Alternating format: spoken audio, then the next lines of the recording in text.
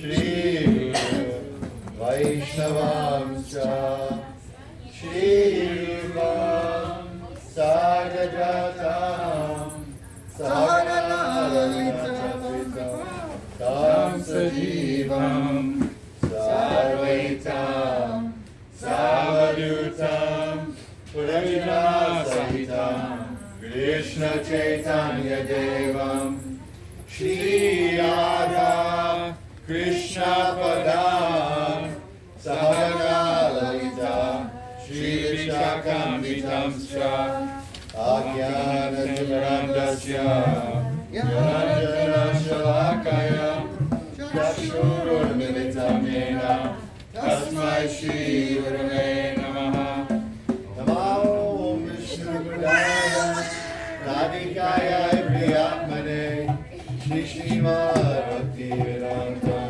Narayani Namane Shri Krishna Lila Katane Suraksham Adarya Madhurya Gunaisya Yukam Purangadanyam Purusham Rayanam Swam Shivasha Namami Sri Nandinam Bhakta Shiramanim Shah Shri Krishna Padavya Dhirtaikya Hindi Chaitanya Lilamrita Sarasaram Narayanam Swam Shivasha Namami Namo Om Vishnu Padaya Shri Shivaya Priyatmane Shri Srimad Bhakti Vedanta Vama Hikinamane Namo Om Vishnu Padaya Krishna Prashnaya Bhutale Srimate Bhakti Vedanta Swami Hikinamane Namaste Saraswati Deve Gauravani Pracharine Nirvishesha Shunyavadi Vasyata Deshatarine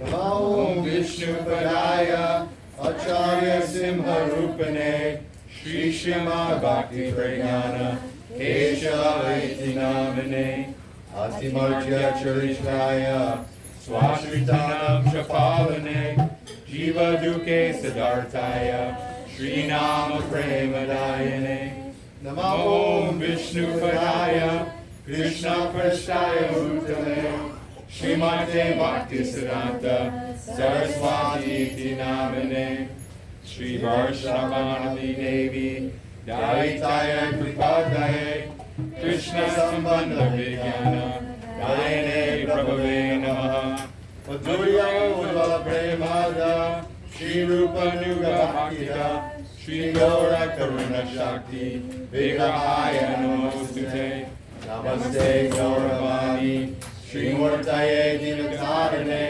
Rupa Nuga Budurapa Siddhanta Dvanta Harane Namo Gaura Kishoraya Shakshat Vairagya Murtaye Vipralambara Sambode Padambajayate Namaha Namo Bhakti Vinodaya Sachidananda Namine Gaura Shakti Sarupaya Rupa Nuga Varayate Gaura Virbhava Bhumestam Nirdesha Sajanapriya Vaishnava Sarvabhauma Shri Jagannatayate Namaha Jaya Rupa Sanatana Bhakta Raghunath Shri Jiva Gopala Bhatta Dasara Raghunath Panchakalpa Sirubhyascha Kripa Sindhu Varevacha Patitanam Bhavanebhyo Vaishnavebhyo Namo Namaha Namo Mahavadanyaya Krishna Prema Pradayate Krishnaya Krishna Chaitanya Namne Gaura Kuse Namaha Hey Krishna Karuna Sindhu Dinabandhu Jagatpate Gopesha Gopika Kanta Radha Kanta Namostute Tapta Kanchana Gaurange Radhe Vrindavaneshwari Vrishabhanu Sutta Devi Pranamami Hari Priye Jayatam Sutta Bango Mahamamanda Mategati Matsarvasya Padambojo Shri Adamada Namohano Divya Vrindaravya Karpadrumada Shri Madhavnagara Simhasanaso Shri Radha Shri Govinda Devo Radharani Segamano Sarami Shri Madrasa Rasarami Vamshi Bhatta Tata Rasita, Karshane Yusvane Gopir, Gopinatai Shri Krishna, Mridayai Tulasi Devyai, Priyayai Keshavasya, Krishna Bhakti Male Devi, Satyavachaya Namo Namah, Panchatattvamakam Krishnam, Bhaktarupa Swarupakam, Bhaktavataram Bhaktakyam, Namami Bhakta Shaktikam, Jai Shri Krishna Chaitanya, Prabhu Nityananda, Shri Advaita Gadadhar, Srivasadi Gaura Bhaktivinoda, Hare Krishna, Krishna Krishna, Hare Hare, Hare Rama, Rama Rama, Hare Hare, Hare Krishna, Krishna Krishna, Hare Hare, Hare Rama, Rama Rama, Hare Hare. How was your outing? Fine. Super sweet. I'm sorry I missed it. Sorry about the parking. I think that. All right, Guru Bhajan by our Guru Kulis. Jai! That's you guys.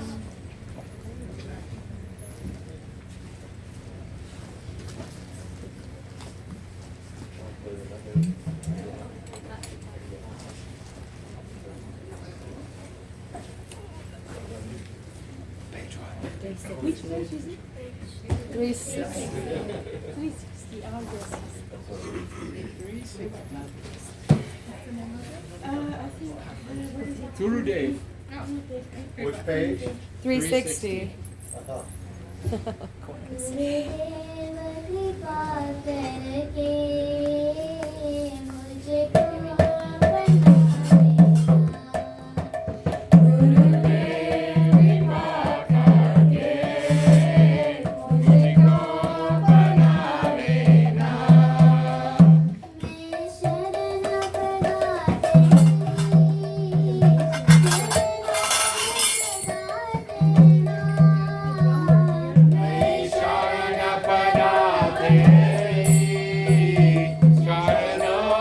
Jagannatha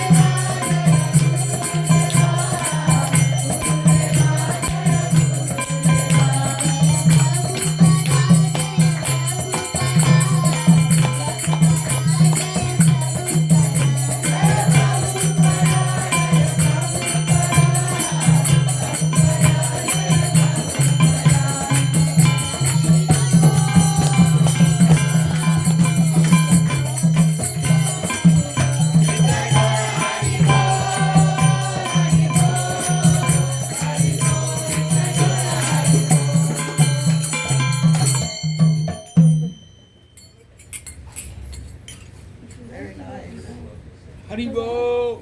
Haribo! More! I know. I have my own. All night long. Yeah.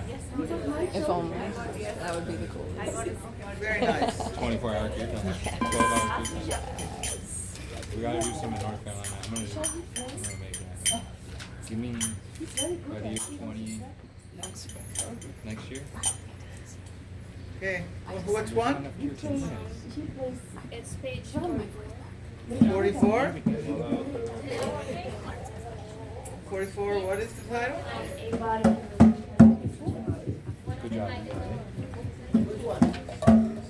Which one is now again? Ebara Koruno Koro. Page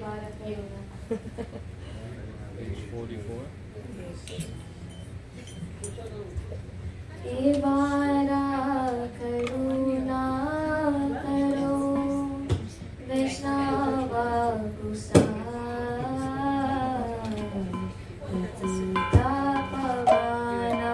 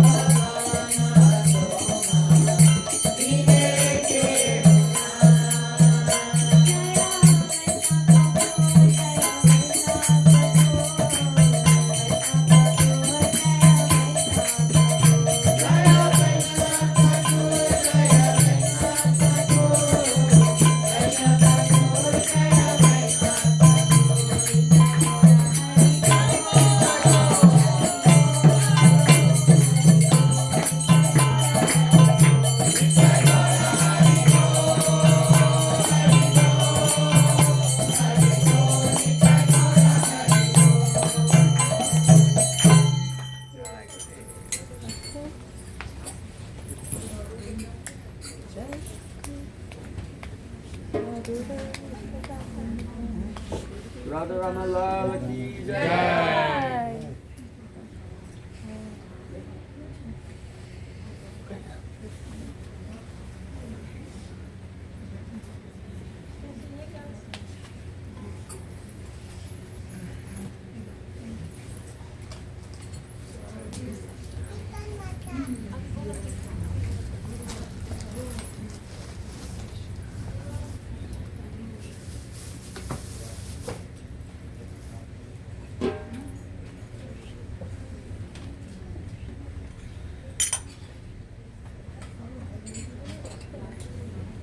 No. Say Alex Krishna.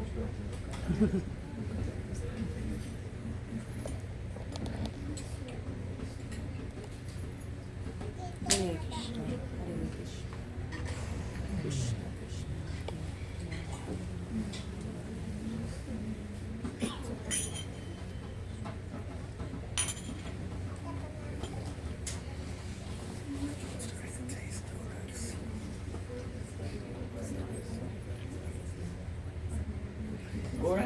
Gorangera Duty Pada. What is that?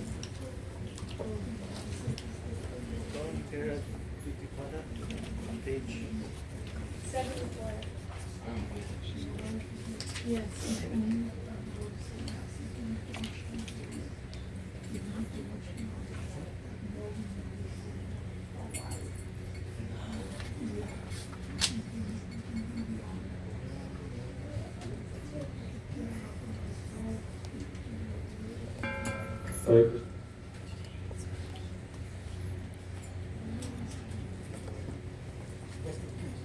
Yes, I have backup just in case. Good call. Fully charged.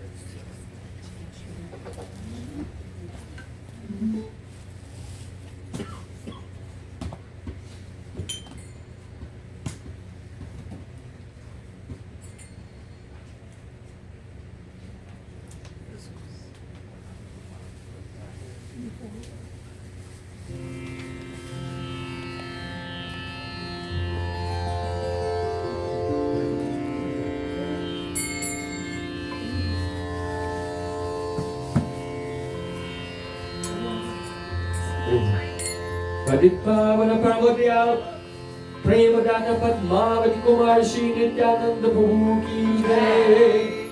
Prema Purushottama Sachinandan Sri Gauranga Mahaprabhu ki jai.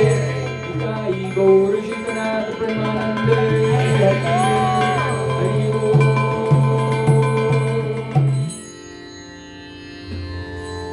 Gaurangera Tuti Pada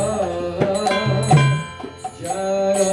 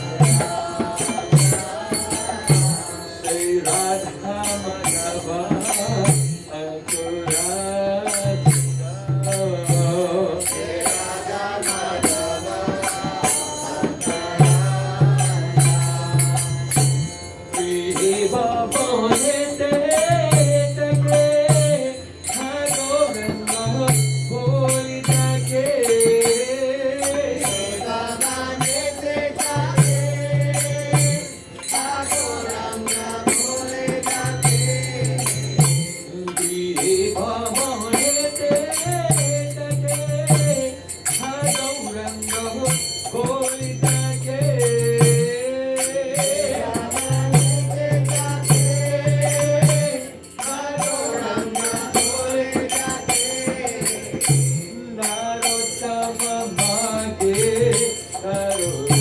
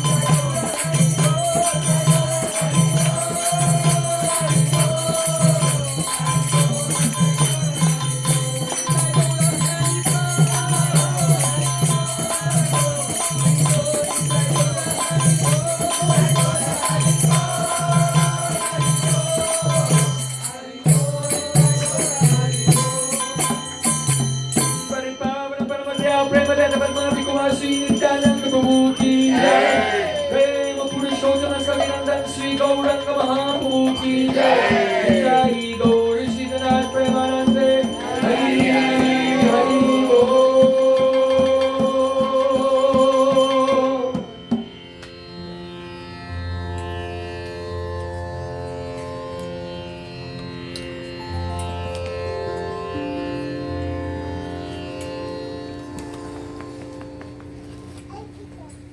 So by the mercy of Sri Chaitanya Mahaprabhu and Nityananda, now we remember the lotus feet of Sri Krishna in Vrindavan.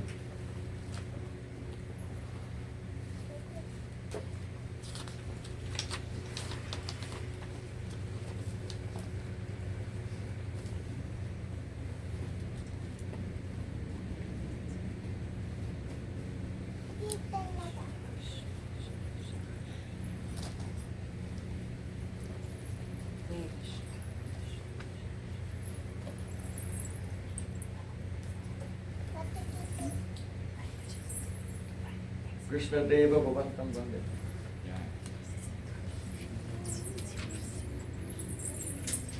Page 343. Krishna Deva Bhavantam Vande.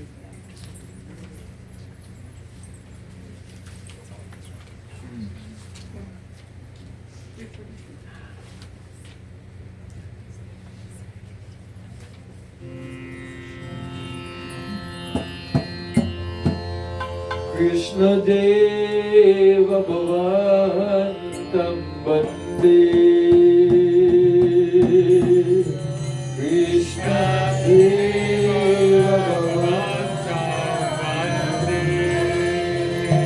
Krishna Deva Bhavantam Vande.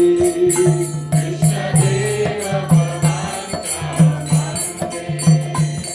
Manumana Samarukaram Arpaya Nija Padan Pankajra Makurate. Manumana Samarukaram Arpaya Nija Padan Pankajra Makurate. Manumana Samarukaram Arpaya Nija Padan Pankajra Makurate.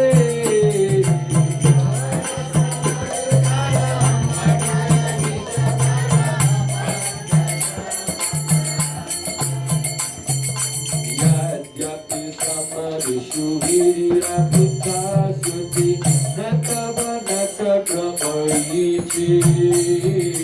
Yadyapi samadhishu virirapita suti natava natakramayichi. O virarichari savyatava chuta dharapi kripa gutorichi.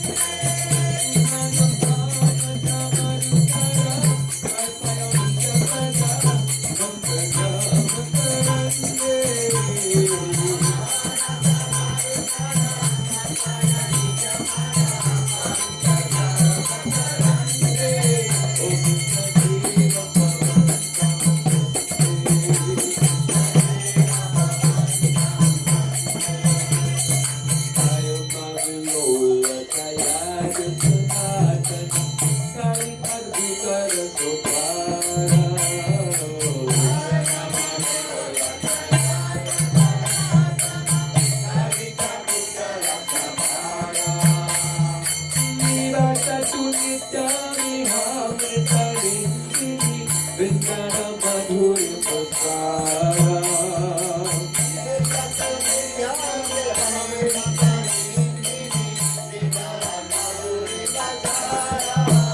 Krishna देव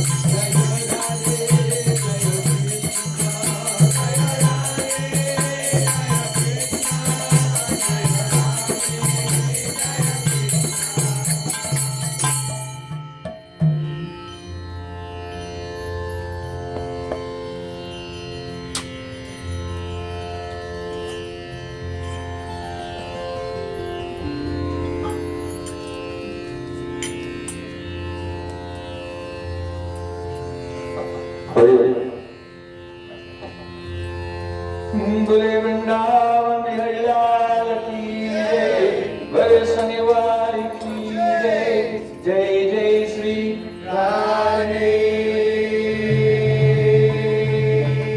जय जय श्री राधे, जय जय श्री राधे। और प्रेमानंदे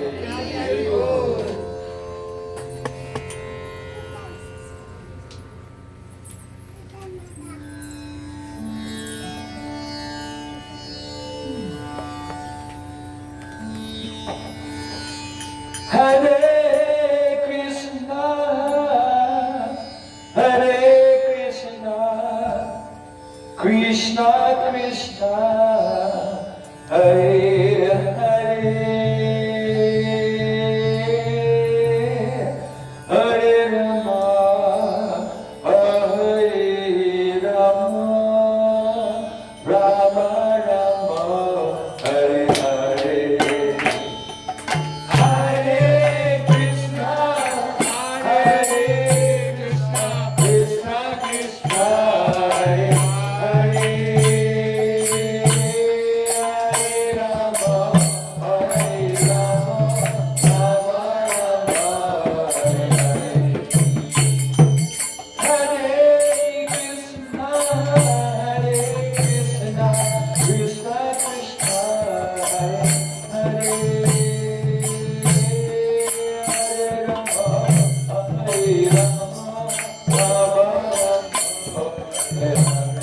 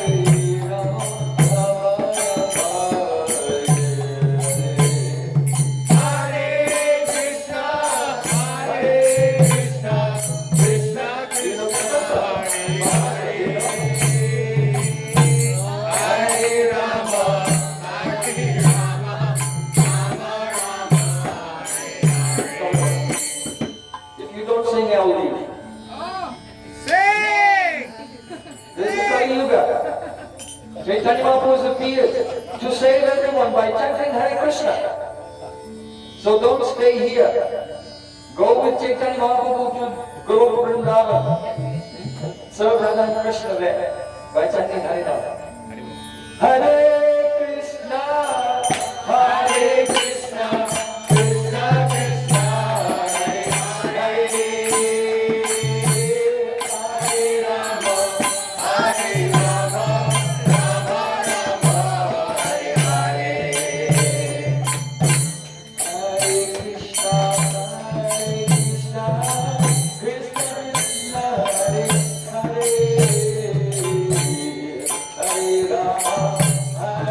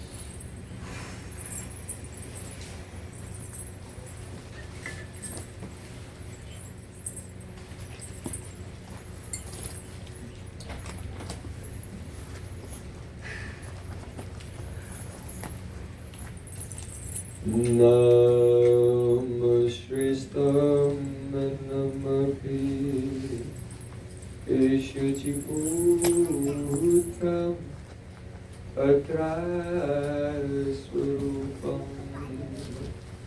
Rupam Kasatachamuri Purim Maturim Koshtuvat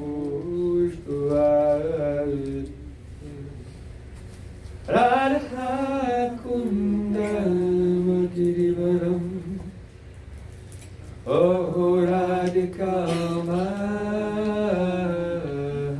Marvasam Rapto Yas Pratita Kripaya Shri Guru Tammanatosi Gurave Gaurachandraya Radhikai Tadale Krishnaya Krishna Bhaktaya Tadvaktaya Namo Ananda Leelamaya Vigrahaya Himapatibhyaschavi Sundaraya Tasmai Mahaprima Sampradaya Chaitanya Chandraya Namo Namaste Chaitanya Chandraya Namo Namaste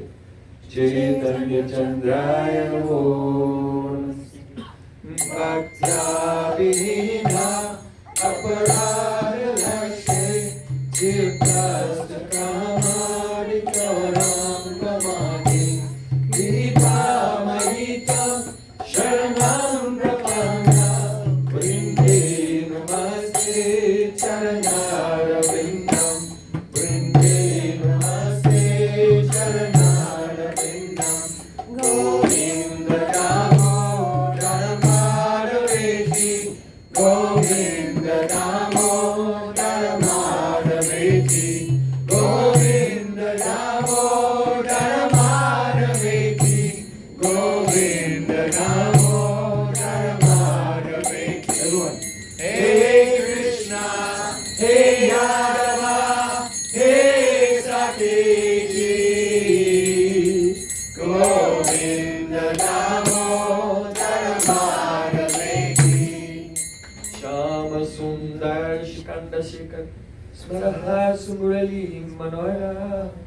Radhikara Sukham Mama Kripanite Swapriya Charna Kim Kurim Kur Tavaivasmi Najvamitaya Bina Jivikyaya Devi Tam Namam Chanantikam.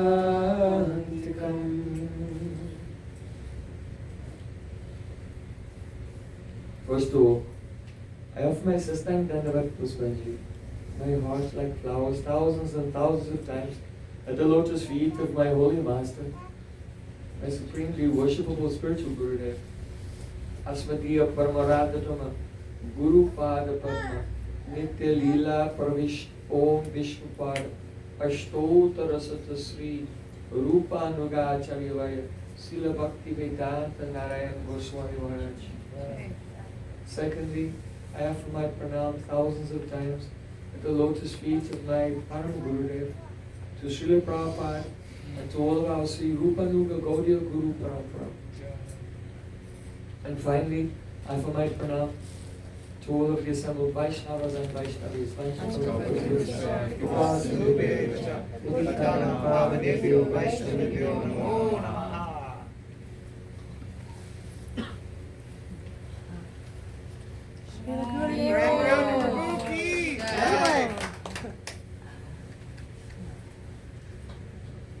By the causes mercy of Sri Kuran Gauranga, yesterday we began to discuss Sri Bhajan Rahasya of Srila Bhaktivinoda Thakur. We discussed the overview of the entire text and the first chapter and something of the second chapter. The first chapter describes the stage of a Shraddha, faith.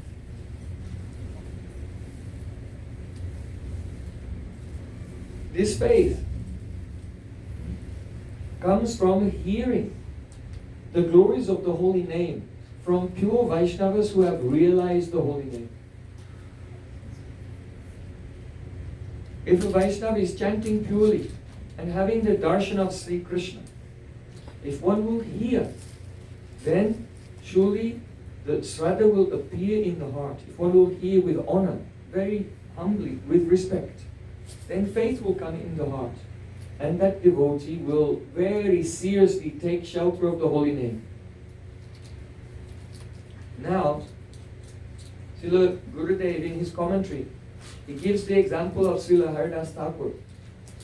Srila Haridas Thakur, he was arrested by the Qazi and brought before the Nawab, the Muslim emperor. And he said, the Qazi said, oh, this is a person, he's born in a Muslim family, but he's chanting the name of the Hindu god. This is a blasphemy. So then the king said to him, oh, why are you chanting the name of a Hindu god? Srila Haridas Thakur said, there is only one God, there is only one Supreme Lord. And everyone worships that Supreme Lord in the way that the Lord who is in everyone's heart inspires them to worship Him. So there is only one God. That same God you are worshipping is the same God I am worshipping. But in my heart He is inspiring me to worship Him this way, by chanting the holy names. Hare Krishna, Krishna Krishna, Hare Hare. Hare Rama, Rama Rama, Hare Hare. So then, the Chankazi, he said, oh, if he will continue to chant the names of a Hindu god, then he'll set a bad example, and other persons from our community, they may also follow him. So we should give him a very severe punishment. So then the Qazi was very envious and wanted to have him executed actually. But the Nawab, he wanted to give him at least some chance. He said, so he told him, just to stop chanting these names, He wanted to give him a chance. So Srila Haridas Thakur said, Kanda kanda hoy deya jai jadi pran tabu amapadanena chori harinam. You can cut my body into thousands of pieces, and my pran may leave, but my tongue will never stop chanting. Hare Krishna, Krishna Krishna, Hare Hare, Hare Rama, Rama Rama, Hare Hare. This is Nam Nishta, firm faith and loyalty to the name of Sri Krishna. So this, in Bhajan Rahasya, it is indicated from the beginning, by hearing about the glories of the holy name, then one should take full shelter of the holy name. Don't think that Bhajan Rahasya is in the first chapter you chant 16 rounds, and then you go to the second chapter and the third chapter and the fourth chapter and you're still chanting 16 rounds. Bhajan Rahasya is not like this. In the first chapter, by hearing the glories of the holy name, how it produces the 7 excellent, super excellent results of cleansing the mirror of the heart, of extinguishing the blazing fire of material existence, of opening the night blooming lotus of the heart by its tender, gentle rays, and awakening Vidyavadu Jivanam, transcendental knowledge, the Anandam Buddhi Vardhanam, and then Bhav comes, ever increasing bliss, Pratipadam Punamrita Svardhanam, and then one tastes the full nectar of love, Pratipada, that means in every part, in every Hare Krishna, Hare Krishna. Part means every part of the Mahamantra, every word of the Mahamantra. Savatma Snapanam, and the entire one's, Atma means body, mind, intelligence, senses, pran, determination, and soul. Everything becomes completely immersed in the nectar of the holy name. That is the Sarvatma Snaparam. Param Vijayate Shri Krishna Sankirtanam. All glories to that chanting of the holy name. Upon hearing this, then one should immediately begin to chant more and more and more. And then, what is described, if in the first chapter one begins to chant at least 64 rounds, 1 lakh, or better 2 lakhs, and Haridas Thakur is super excellent, 3 lakhs, but at least 1 or 2, then he can experience what is described by Srila Bhaktivinoda Thakur in chapter 2. So it is starting. What is described here is not for the person just on the first day when you receive initiation 16 rounds.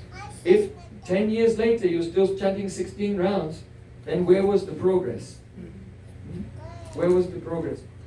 Our Gurudev, once he was in France, and he said 16 rounds is like 1 drop of water in the desert. If you are dying of thirst and you're wandering through the desert, and then you meet someone, and he said, I'll give you some water, and then he gets 1 drop and drops it in the sand.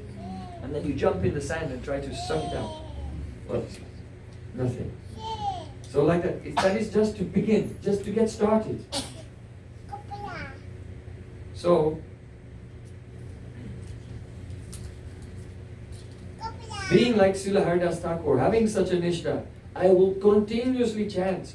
Even if someone will try to kill me, whip me in 22 marketplaces. You know, he was taken away and whipped in 22 marketplaces. His bones were broken. His flesh was hanging off.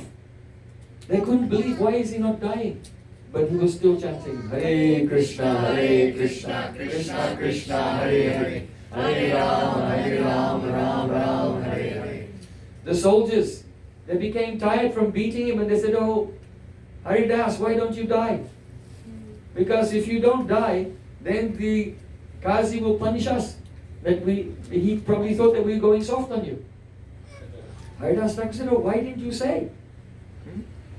And then he went into samadhi, into trance. So he wasn't breathing, there was no pulse in trance, and they thought he was dead. And they put the so-called dead body in front of the Qazi. And they asked, so he's dead now, shall we bury him? The Qazi said, no. Burial is for a good Muslim, but he was a heretic. So just throw him in the Ganges. So then they threw his body into the Ganga, And for some time he floated, and then he climbed out of the Ganges on the other side of the river, and he was completely healthy and completely healed, not a scratch. By the power of the holy name. Why? Because Srila Haridas Thakur is the combining incarnation of Brahma and Prahlad. You know, Prahlad Maharaj, his father, he sent soldiers to try to kill him with sharp weapons, throw him from mountain tops, throw him under the feet of stampeding elephants, put him in fire, give him poison, put him in a dungeon with poisonous snakes, but nothing could kill him. What is this? This is the Naam Mohima, the glories of the holy name. Because he was always chanting purely Shuddha Naam. And he was always completely protected. So that very Prahlad Maharaj, who underwent the tortures of Hiranyakashipu, now the Kazi was having him tortured, but he was unaffected. So from the beginning of this Bhajan Rahasya, one has to take the chanting of the holy name very seriously. Otherwise, Chaito Darpana Marjanam, the cleansing of the mirror of the heart, will not go on. You know, what is the Chaito? Chaito, Chaitaha, means Chitta. That is the foundation of your subtle body. The Chitta is the purest, most sattvic part of the subtle body, which due to Rajas condenses and becomes Pran, and due to Tamas condenses and becomes Ahankar, ego. And then that ego transforms and becomes the post-egoistic mind and the post-egoistic intelligence. So the material mind and intelligence and ego, they're all forms of contaminated chitta. So this devolution of the evolutes of Prakriti, it has to be reversed. The mind, intelligence, the ego, they have to be dissolved back into their causes until the subtle body is a pure chitta. So this is the meaning of Chaito Darpana Marjana. So our acharyas, like Sridhar Swami, he says that the chitta, that is the very first covering of the soul, which is highly sattvic, it is called, it has the quality, when it is purified, of swachatva. Swachatva means clarity, and when the chitta is a swacha, purified, then it has a characteristic called the Bhagavad Bimba Grahitva. That means Grahitva means the ability to be caused to catch Bhagavad Bimba, the reflection of the form of the Lord. So Bhagavad Bimba Grahitva is the characteristic of the chitta, when it's clean. And then, so when the person is chanting and hearing the holy name deeply, after some time, then he will see the Shabdarcha, the sound form, the sound deity form of Sri Krishna. And by this, he becomes established in Sambandha Gyan. He understands this is, Krishna is Bhagavan, God. This world, this is material energy. I am Jiva.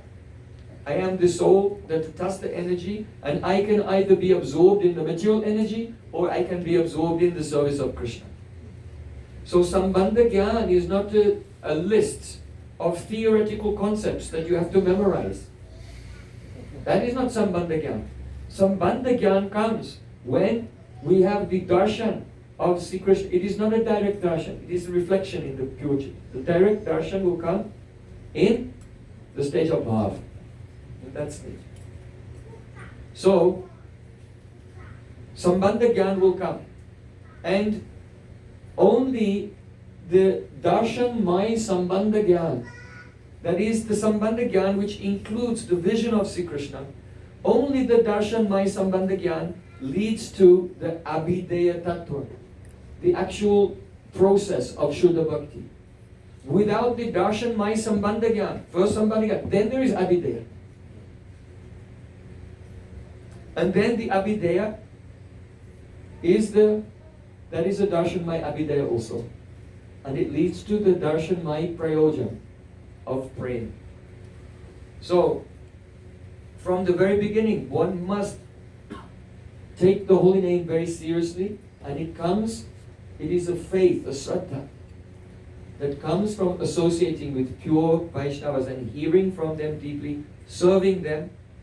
Otherwise, if we don't have the service mood, then the sound of their words, it will bounce off our ears. It will not go in the heart. So, chapter 2 describes Sadhu Sangha, Bhajana Kriya, and Anartha Nivritti.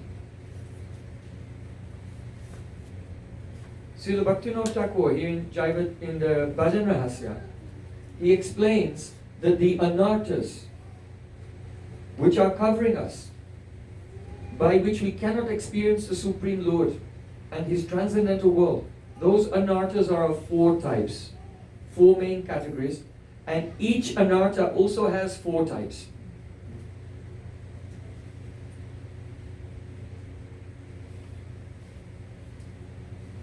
First of all, consider ontologically or metaphysically what is anartha. Our chitta, it is contaminated, and there are movements of prana in our chitta. That is called chitta vritti. All of our thoughts and feelings and perceptions are caused by chitta vritti, the movement of prana in our chitta. So, those vrittis which cover our awareness of our spiritual identity, they're called anartha. So Prabhupada Bhaktisiddhanta Sutako gives the definition of anartha. Chaitan Dharma Avarnamayi Vritti. Chaitan Dharma means our Dharma, our nature of being a conscious being. Because we identify with the gross and subtle physical body, but actually we're chit. We are transcendental beings. So we have Chaitan Dharma, the conscious nature. We are not material. Chaitan Dharma Avarnamayi. Avarnamayi means that which covers. So Chaitan Dharma Avarnamayi Vritti. This is the definition of anartha. The movements of rajas and the inertia of tamas within our chitta, which covers our intuitive understanding that we are transcendental beings and part and parcel of the Supreme Lord. Mamaivang so jivaloke jiva bhuta sanatana. So all of the anarthas are some type of tamasic and rajasic vritti, all of them. But they manifest in 4 different ways. So the first one is called Swarup Brahm. Swarup Brahm. That is the Brahm, the mistake or the illusion about Swarup, the nature of oneself, and also the Supreme and other things. We'll go into more detail later. Swarup Brahm. So, a mistaken understanding about one's identity and the nature of reality. The second anartha is Asat Trishna. Asat means Asat. Sat is eternal. So Asat, temporary, Trishna, thirst. Our mind and senses, they have a thirst for temporary things. Then the third anartha that must be removed is aparad.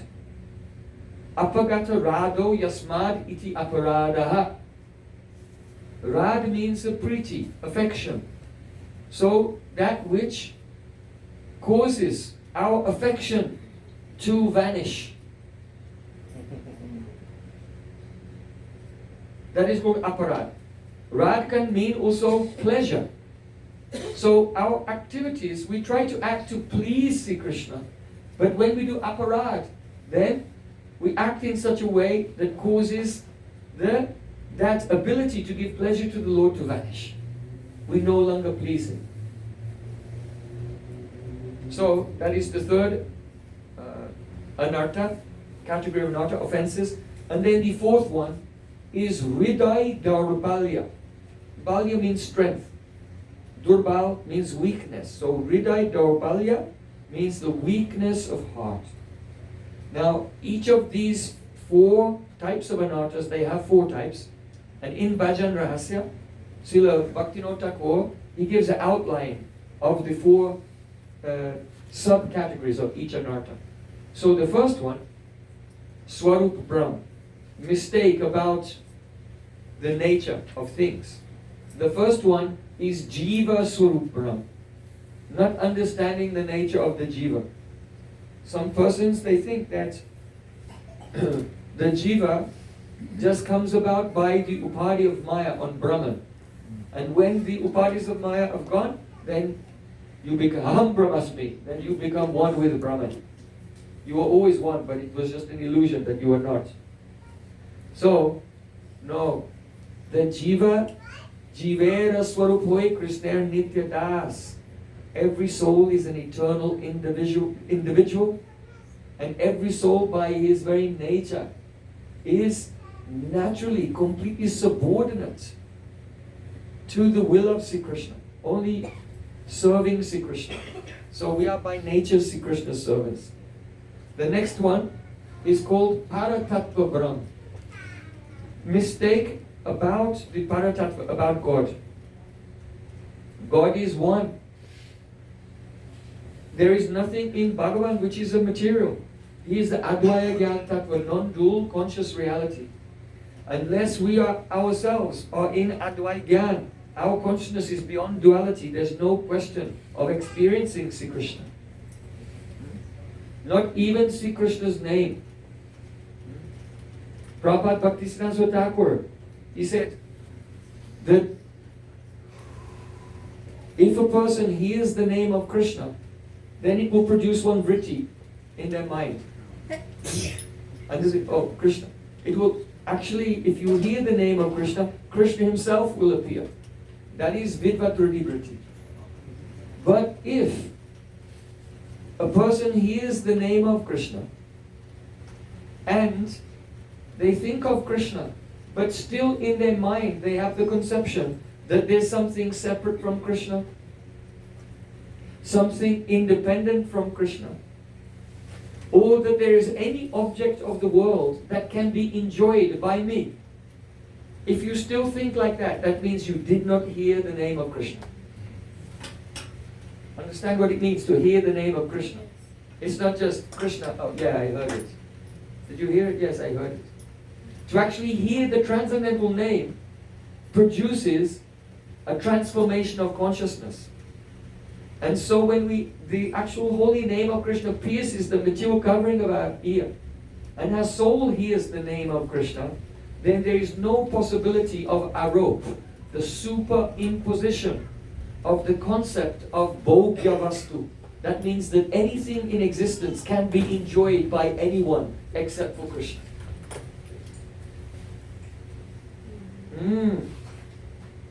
This bhakti subject is not so ABC and kindergarten, easy to understand.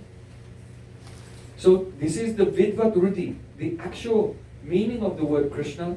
When we hear it, then nothing in existence is independent or separate from Sri Krishna, and there's no bhogya vastu. Our consciousness is incapable of superimposing the sense that anything can be enjoyed by us. So, Paratattva Brahm. Then, the third type of Swarup Brahm is called Sadhya Sadhana Tattva Brahm. A mistake in understanding what is the goal of life and the method to attain the goal of life.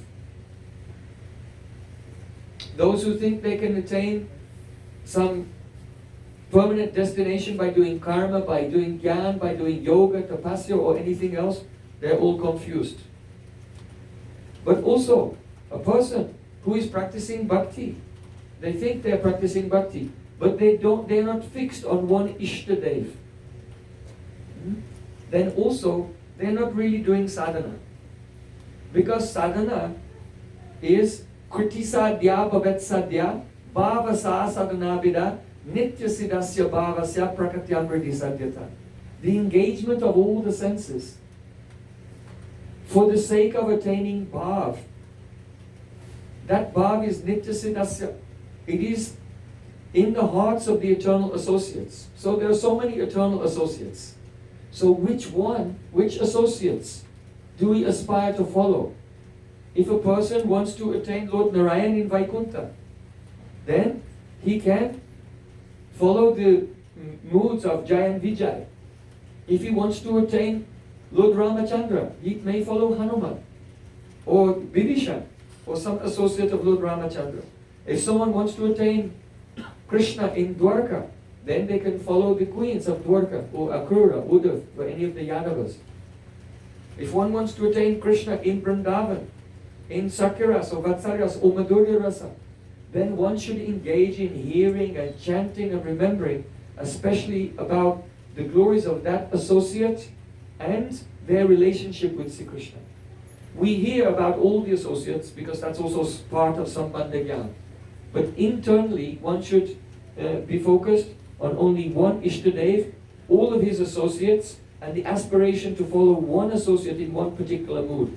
And here, chant and remember, striving for that. Then it can be called sadhana bhakti. So if we sing songs to this form of God and then sing another form to that form of God, and then worship following this associate and then another associate, then the heart will not have one strong sanskar, one strong impression. And then taste in one mood will not manifest. So it's important to associate with Vaishnavas who are established in the mood that we aspire for. And then we'll have one type of samskar, one type of impression, and taste for that type of relationship will develop. So then the fourth type of Swarup Brahm is called Bhajan Virodhi Vishay Brahm. That means Bhajan is your service.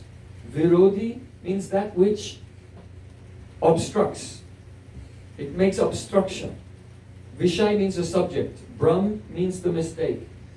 So confusion about the subject of what makes obstacles in your bhajan.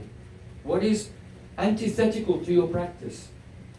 So for example, we're discussing the second chapter now, but I'll just double back to the first chapter, a very important point that Srila Bhaktivinoda Thakur said when he's giving an overview of the whole of Bhajan Rahasya. He describes what is the capacity and the possibility, the level of realization of a devotee in each stage. And when he comes to the description of the 5th verse of Shikshastakam, Ainanda Tanuda Kinkaram, then he says the devotee will begin to realize his internal spiritual form.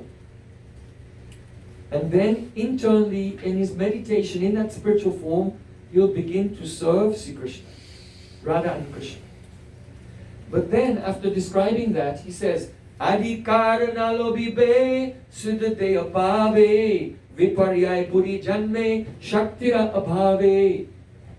The meaning is, if one adhikar nalobibe, if a person does not attain the correct qualification, he does not come to the stage of asakti, but siddhate abhave, he tries to meditate on his spiritual identity, then what will happen? Viparyay buddhi janme. In his intelligence, there will be the appearance of viparyay. Viparyay. This is a technical term, viparyay.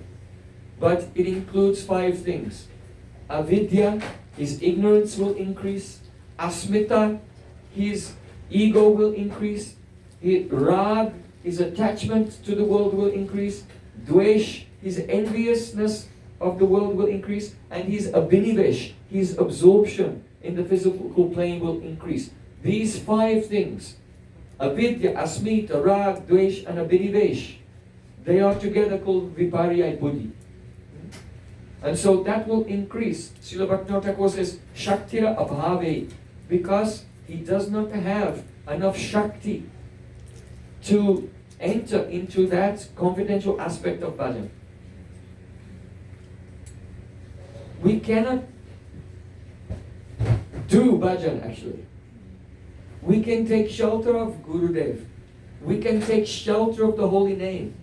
And then Nam Prabhu becomes Karta. Nam Prabhu becomes the doer and lifts us through the various stages of bhakti. So we can initiate hearing, chanting, remembering from our senses. Hare Krishna, we chant like this. But then the actual divine experience has to be done by at first the abas of the spiritual energy and then the direct spiritual energy. So it said, Bhajan Urjita Sajjana Sangapatim. Srila Bhaktisiddhanta Thakur is the chairperson in the assembly of those sajjan, those pure devotees who are Bhajan Urjita. They're empowered to engage in bhajan. Also, this word urja. In Kartik, we go to Braj Mandal and we perform the Damodar Brat or the Kartik Brat. So that Kartik Brat is also called Urja Brat. It's a name of Radharani, Urja. It means Shakti, power. And so, to actually serve Krishna internally, one has to, there's some power, has to come into the heart. And yesterday we discussed, the devotee in the stage of Ruchi, his Ruchi is, that means his Seva Abhilas, his inner desires, his Abhilas, his desire to be with Krishna, his spontaneous desire to serve Krishna in a pleasing way, and his well-wishing mood, his Sohag Abhilas. These types of tastes, they appear in the heart, but how? Buddhi Purvaka. He thinks and he remembers a verse and he prays that verse and he begins to chant. So, some spontaneous attachment, the spontaneous taste appears in his heart, but it's instigated from his own will. But when the devotee comes in the state of asakti, then his ruchi, his inner ruchi, which is composed of abhilas, the prapta abhilas, the desire to attain Bhagavan, the Bhagavad Seva abhilas, the desire to serve Bhagavan, and the Sohada abhilas, the feeling of a well-wishing mood and wanting to be an intimate friend. So this becomes, in the stage of asakti, swarasiki, natural. It becomes natural. And so, when that spontaneous attraction is natural, then the abhas of the swoop will appear and the devotee will meditate on his swoop. But Srila Bhaktivinoda Thakur describes, if one has not come to that stage and you try to imitate it, it will produce a negative result. So that's an example of bhajan virodi vishay brahm. That such a person is confused about what will actually help his bhajan and what will actually become an obstacle in his own bhajan.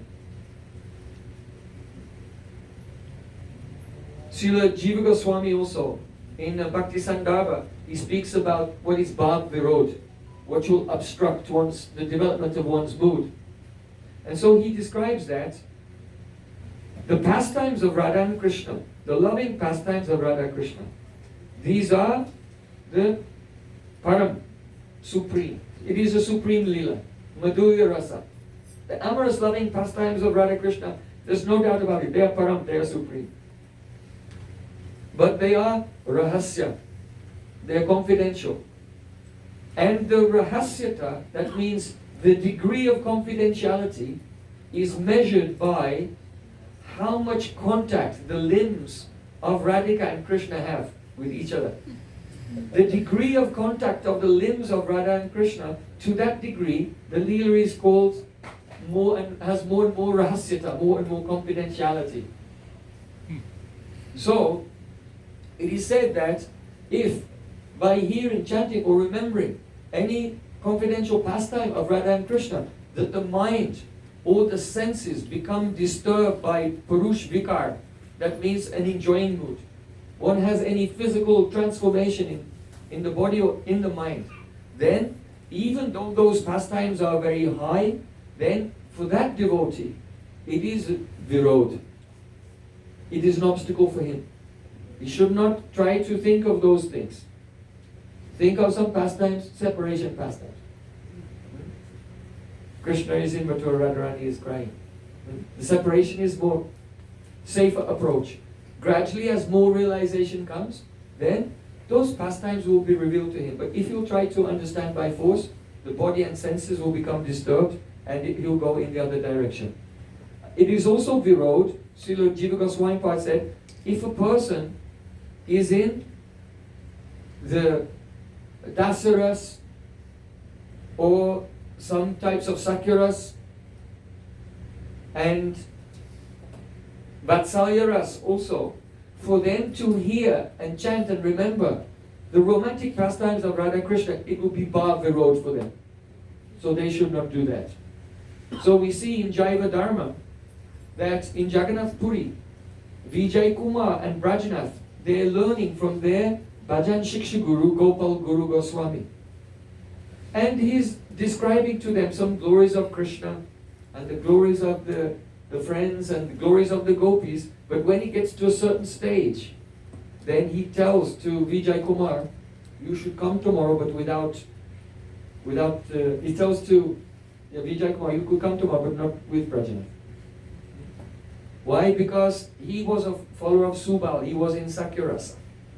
And so he wanted to tell very confidential things about the very intimate services of the gopis to Sri Krishna in Madhurya Rasa. And he knew that it would be Virod for the devotee who was in Sakyarasa. So these are just some examples of that one. That's the fourth type of Swarup Brahm. It's called Bhajan Virodi Vishay Brahm.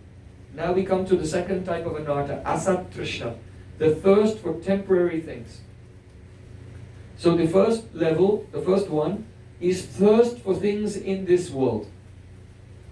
The second one is thirst for things in Swargalok, in heaven, in the planet of Lord Indra. So those of you who are coming from the Vedic culture of India, then you know many persons they do yagyas. Why? So that when they die they can go to Indralok, to Swarga, and there they can dance with Menaka and Urvashi and all the society girls there, and enjoy a very long life and luxury and opulence and sense gratification. So the first one is desire for things in this life. The other is the thirst to enjoy in the next life.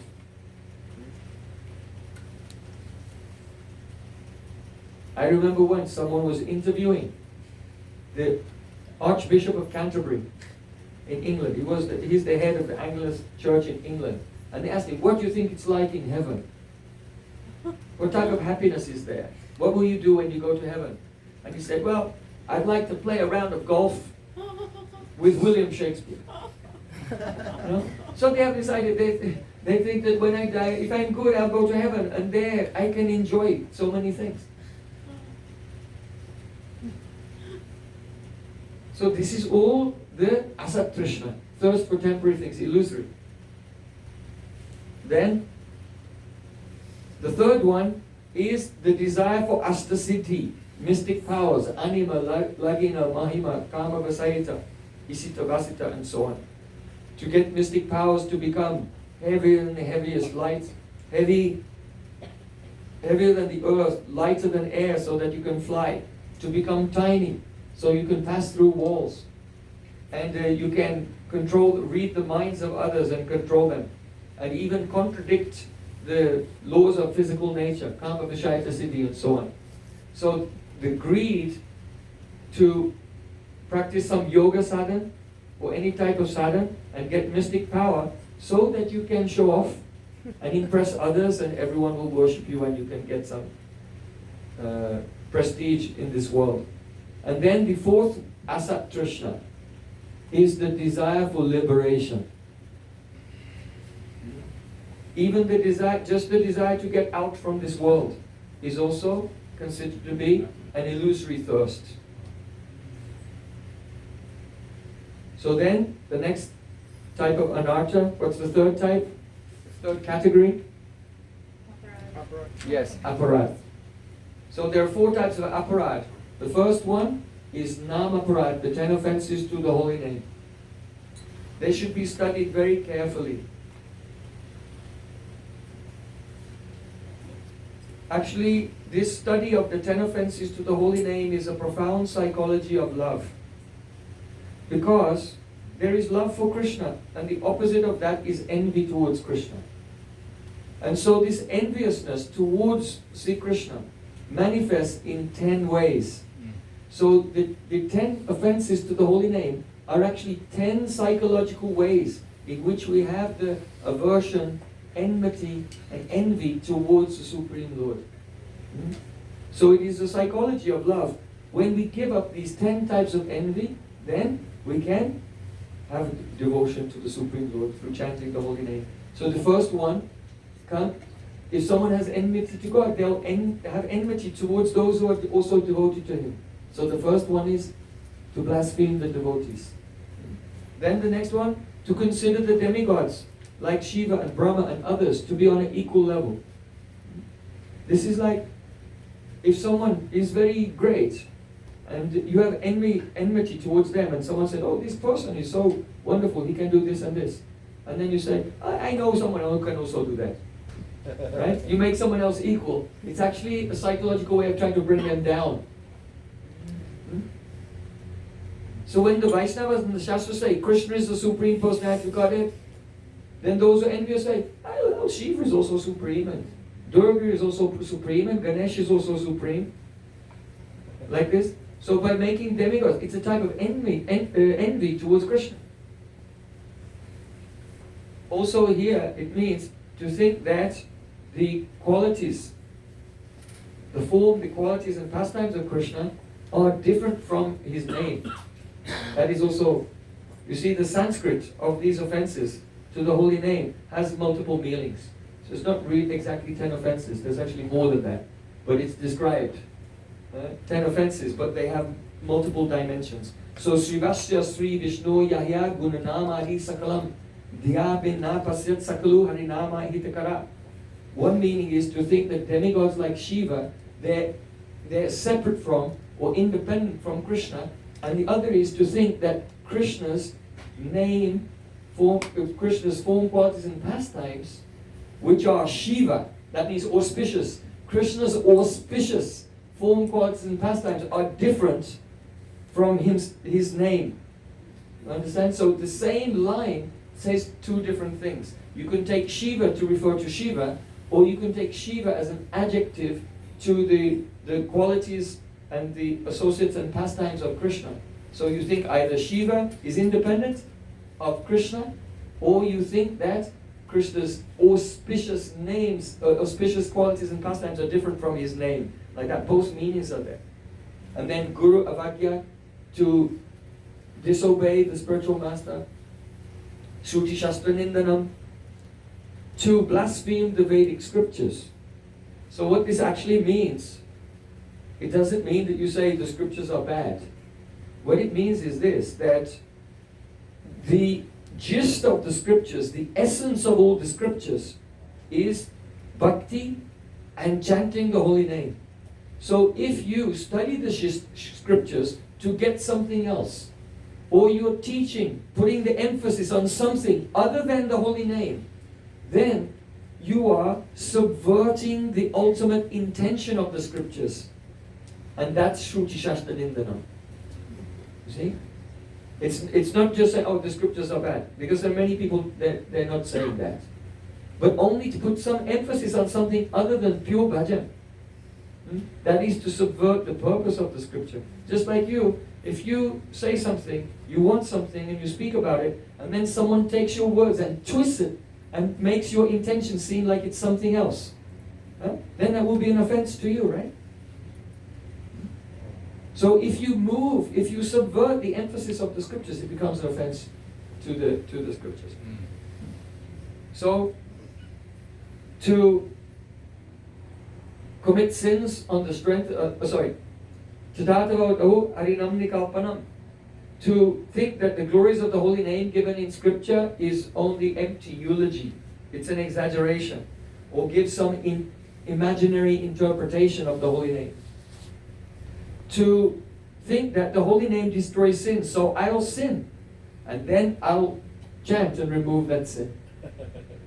Srila Bhaktisiddhanta Thakur, in this Vedic wisdom tales, he's explaining the history of Ajamil. And he said that for the neophyte devotees, then we say that at the last moment of Ajamil's life, he said, Narayan! And because of calling his son Narayan, it was Namabas, and so he was saved from death. He was saved from the Yamadutas. But to the more advanced devotees, we tell them that actually that was not the name that saved him.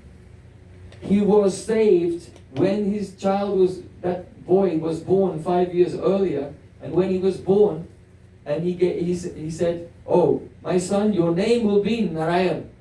The first time he said the name Narayan, when he gave the name to his son, that name was Namabas and destroyed all of his sins. Understand that? That's what is told to the more advanced devotees. That is the fact.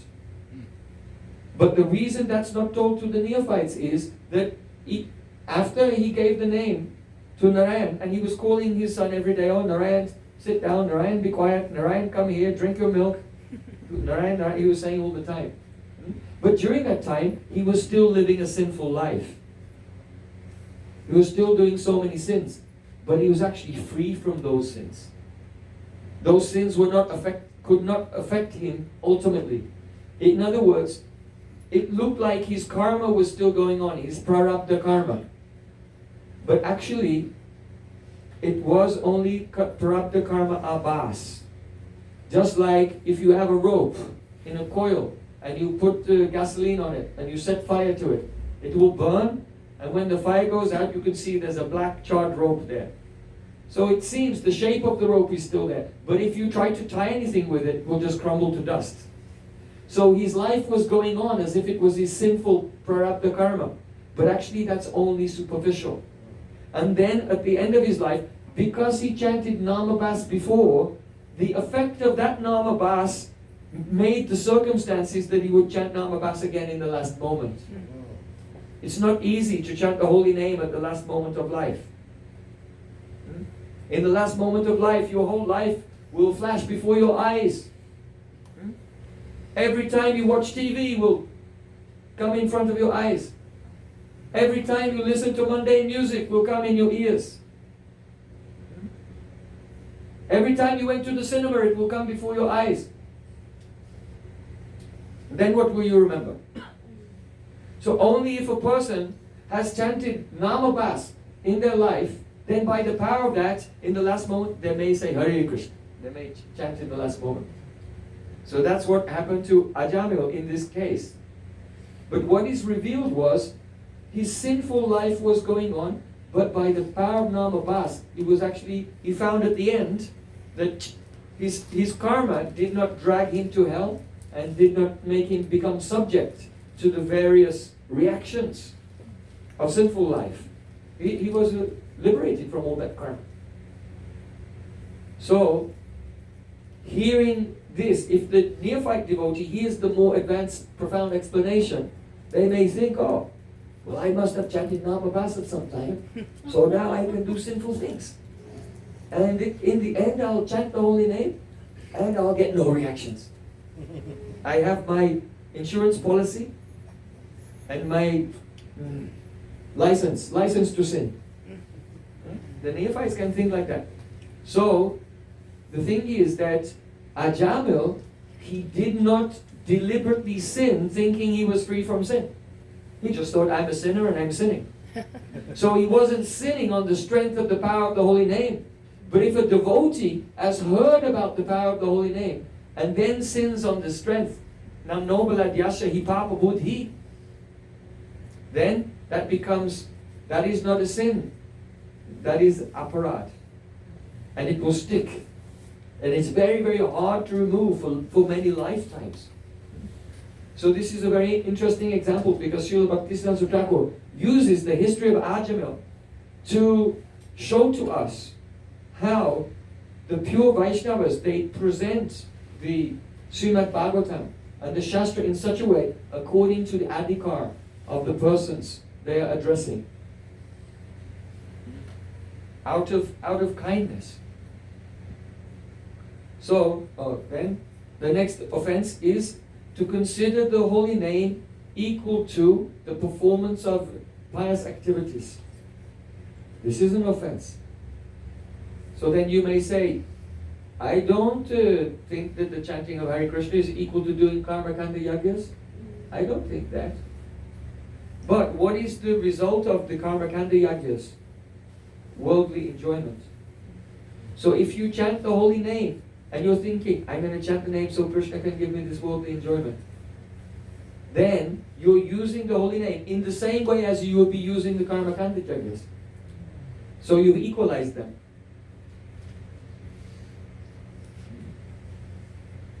So in this way, there are many. One has to hear the profound meaning of the nama parads and check ourselves that we're not committing them, because we may be committing them unknowingly, but still the offense is there.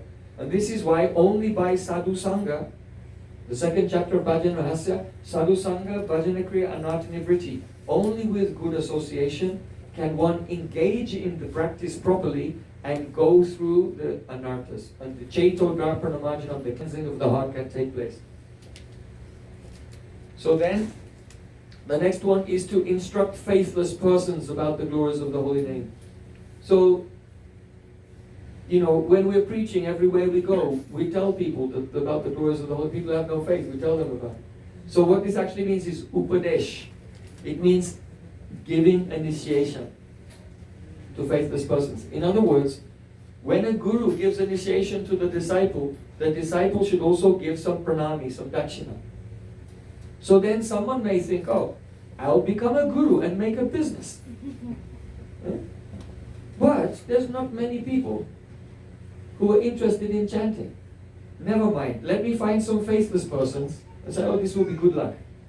And give initiation to people and make the ceremony. Take some pranami, take some dakshin, but give the name to persons who have not actually developed faith in the holy name.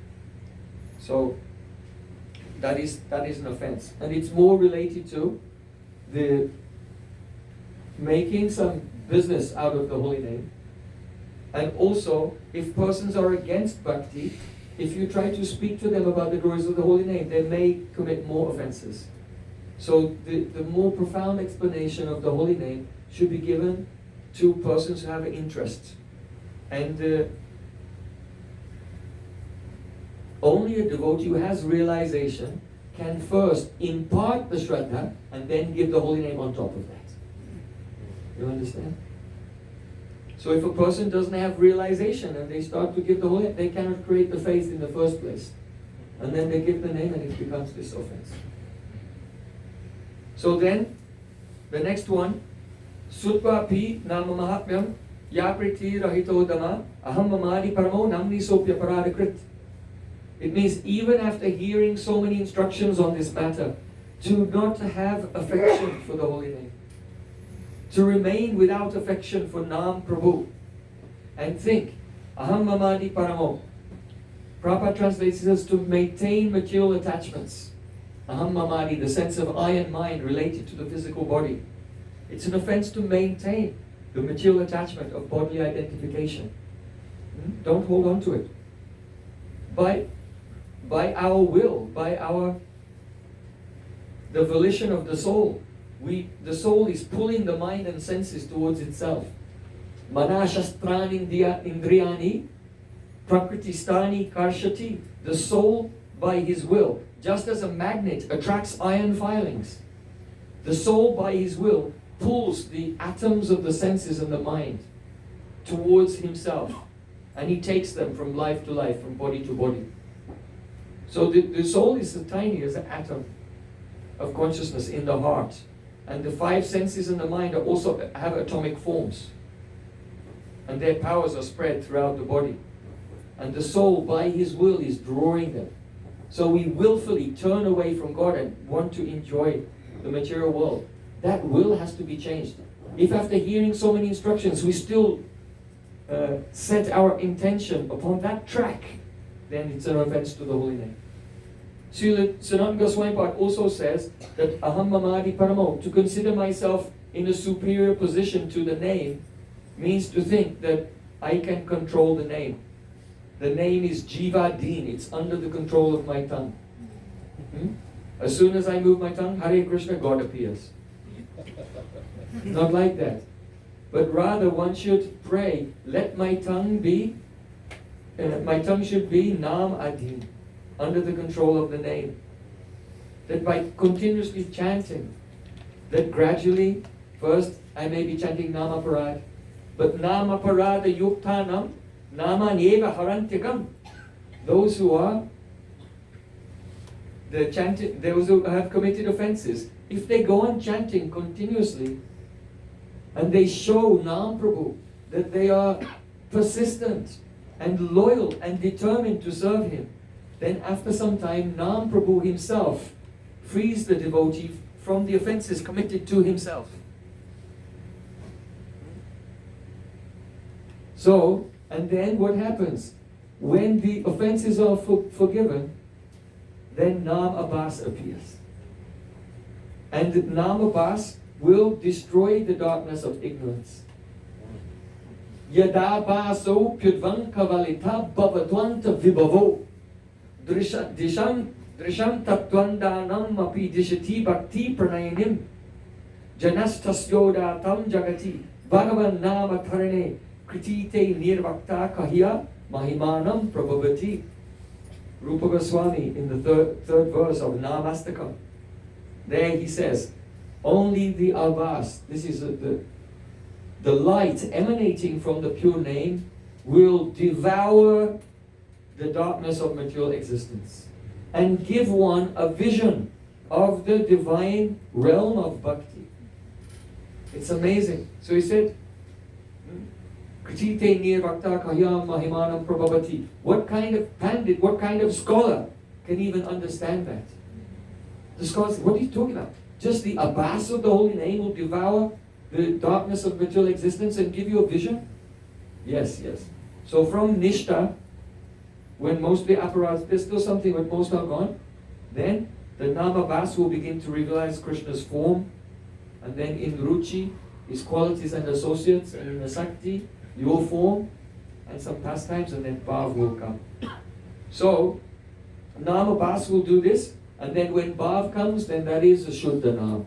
Shuddha Sattva Visheshatma Prema Suryang Susamyabha. Along with the appearance of Shuddha Sattva, there is the experience of the Shuddha Nam actually makes that Shuddha Sattva appear, Bhav in the heart. So, don't think that I can control the name.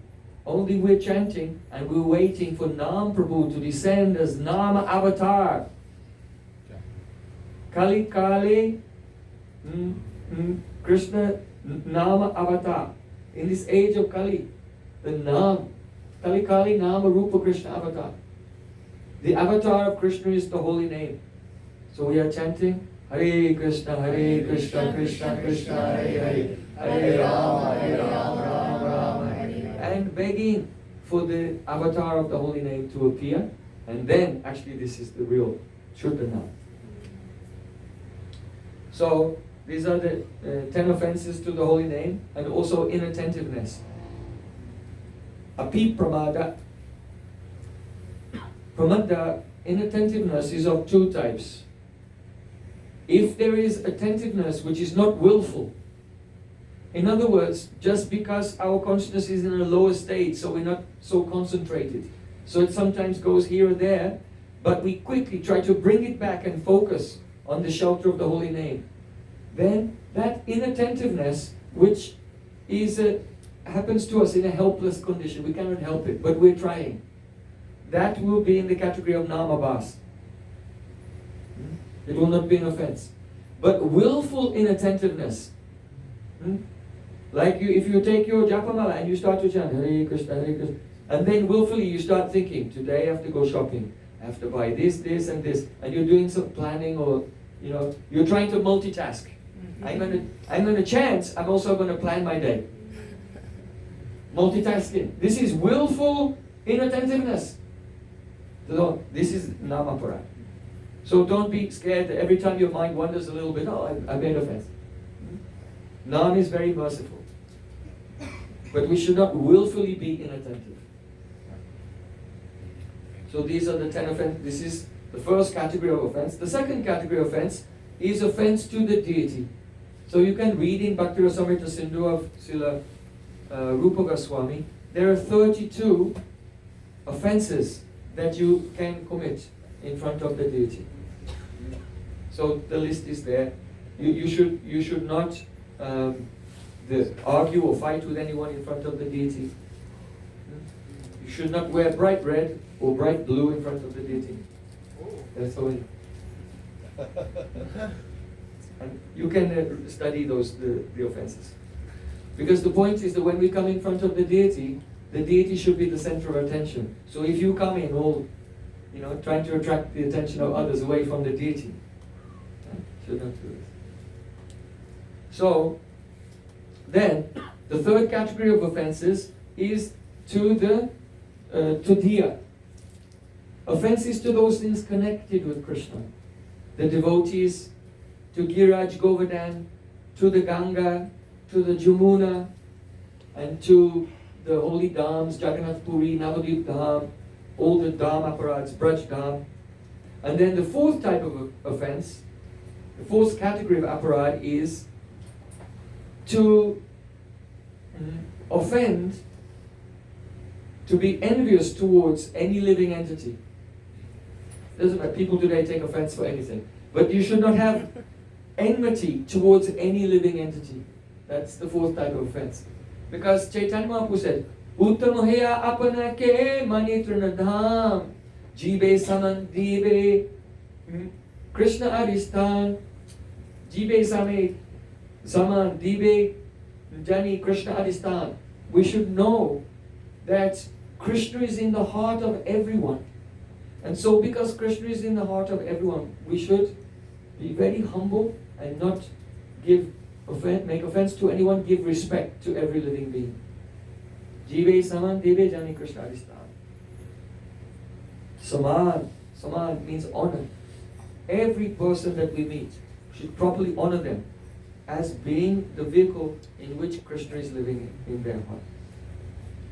So then we come to the fourth of the four types of anarthas, and that is, what was the fourth category? Tell me. Yes. Well noted. Well spotted by turning back the pages of the notebook to see what the answer was. Yeah. So, Hridoy Durbalya, the weakness of heart. So what is that? The weakness of heart, Hridoy Durbalya, is four types also. The first one is Tucha Asakti. Tucha Asakti. The attachment to worthless things which are not related to Krishna. Tucha means insignificant things. So keeping attachment to insignificant objects which are not related to Krishna is Tucha Asakti. Then the second one is Kutinati. Being deceitful. Being hypocritical. The third one is Matsarya. Matsarya. Enviousness. The word Matsarya, envy, comes from the word Matsya. What does Matsya mean? Fish. So Matsarya, enviousness in Sanskrit is the word is like fishiness. What does that mean? It means that if there's a pond of water and the fish are living there, if there's a big fish in that pond, he sees the small fish who have just been born and he doesn't want the small fish to grow up. So he just comes and swallows them. He's swimming around swallowing the small fish. So this is the envy, Matsarya. And especially it refers to a feeling of burning, seeing the prosperity of others. If another person is more beautiful, more intelligent, more talented, more wealthy, or whatever it is, by whatever metric you deem to be valuable. Because all these worldly metrics, they're not valuable at all. But if we have a materialistic consciousness, we think they're important. And then if someone by those metrics is superior to us, then we may feel some enmity towards them. So that is called Matsarya, and that is it's a weakness of heart. If someone is chanting the holy name and serving their Gurudev, some power comes and the heart becomes steady. And that means that they become impervious to these types of low-class emotions. But if we don't chant every day very carefully with discipline, and we don't engage our senses in the service of Guru, then the heart becomes very light and very turbulent. And in that turbulence, then these low base qualities appear. The heart becomes weak. It does not have fortitude to have integrity. So That is the third one, Matsarya. And then the fourth weakness of heart is Pratishta, the desire to be honored, to be worshipped by others and have status in society. So in Hari Bhakti Vilas, actually in Bhajan Rahasya also, Srila Bhaktivinoda Thakur quotes this verse from Hari Bhakti Vilas, that Sarvanata Bhuva Sarvachagapyapeyaya Sarvanata Bhuvastate Kuryu Pravishta Vishtaya Yatnam Maspashane Param. The meaning is, you may have given up everything. You may have renounced everything in this world. And also given up all anarthas in this world. But still, Pratishta will remain. It's the last one. This is the last thing which will not go away. Pratishta, the desire for prestige. So, Yatnam Maspashane Param. One should be careful. One should not touch it. Just as one is careful not to touch the stool of a hog. You know, if you're walking down an alleyway and there's a big pile of hog stool there, then you'll just kind of try to go around it. And if you trip somehow that you're about to fall face first into it, you'll try to do some athletic gymnastic move. But you'll do anything to not touch it. So that's how we have to be with the prestige, with status, the desire for status. Be very careful. We have to always check our heart that we're engaged in bhakti with the proper motivation, with the pure motivation, anya bilasita shunya, to please Sri Krishna. So actually, no one can do it until when Nama Bhas comes and the vision of Sri Krishna comes. How sweet he is, how beautiful he is. Then there's a real conviction and the feeling can come, I just want to please him. But while we're still in the darkness of ignorance, it's just not an attractive enough proposal to us that I should just please Krishna and not have any Pratishta for myself. Can I at least have both? So, only by serving pure devotees, becoming the servant of the great generals in the army of Chaitanya Mahaprabhu, Samanta Atulam, the incomparable generals in the army of Mahaprabhu, like Rupa Goswami, Sanatana Goswami, Raghunath Das Goswami, Srila Bhaktivinoda Thakur, like our Gurudev. We have to become the servant of a great general in the army of Chaitanya Mahaprabhu. So we're always in the lower position. And we're not trying to assert our own dominance and assert our own self-worth in this world. What is my worth? I am nothing. Guru and Gauranga, they are great. I am simply trying to serve them. Even the power to serve them I don't have. It's only their mercy. By their mercy, then I can possibly serve them. So you have to become. There's an example in third canto. Ye ne dashim gatimaho dasamas samistya sangrahitam kuradayena bhavadrishena kritena tushit swena kritena tushitu sadina nata kona matat prati vinanjalim asya kuryat. Lord Kapil Dev is describing the fetus, the baby in the womb. And this baby has served Krishna in his previous life. And by Krishna's mercy, he remembers his previous life. And he's praying in the womb, oh my Lord, you are so merciful to me that you have given me remembrance of you, even in the womb. But I am completely helpless here. And so I'm begging that you be satisfied simply by my Anjali. You know, to come before the Lord and fold your hands like this, make an Anjali. This is one type of service to show respect to the Lord. So the child in the womb is completely helpless, but the Lord is so kind that He's put the baby in this position with his hands like this and his head bowed down. Right? Everyone in the womb is like this. So here, in this prayer, Kapil Dev is showing that this mood of surrender, one should not be like this only in the womb. When we come out, we also have to be like that. Just as the child in the womb realizes, I cannot do anything, but you yourself have put me in this position with my hands like this. And I'm praying that you will be satisfied with the service that you are making me do. Right? Because I am nothing. So now when we come out from the womb, we should also have that mood. That whatever service, whatever good things we do, it was only Krishna's mercy. And if we make any mistake, we can take the credit for that. All the things that I did wrong, those are mine. And anything I did right, all the credit goes to Guru and Gauranga. Shri Shri Guru Gauranga Jayata. All glories to Guru and Gauranga. No glories to me, all glories to Guru and Gauranga. We say this every day. Guru Gauranga Jayata.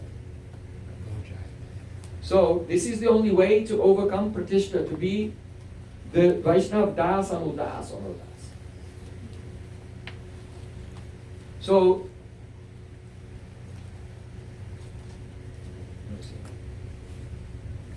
we have discussed the meaning of chapter 2 of Bhajan Rahasya. It refers to the cleansing of the mirror of the heart, the process of associating with sadhus, engaging in bhakti, and then the anarthas gradually going away, so the heart becomes steady.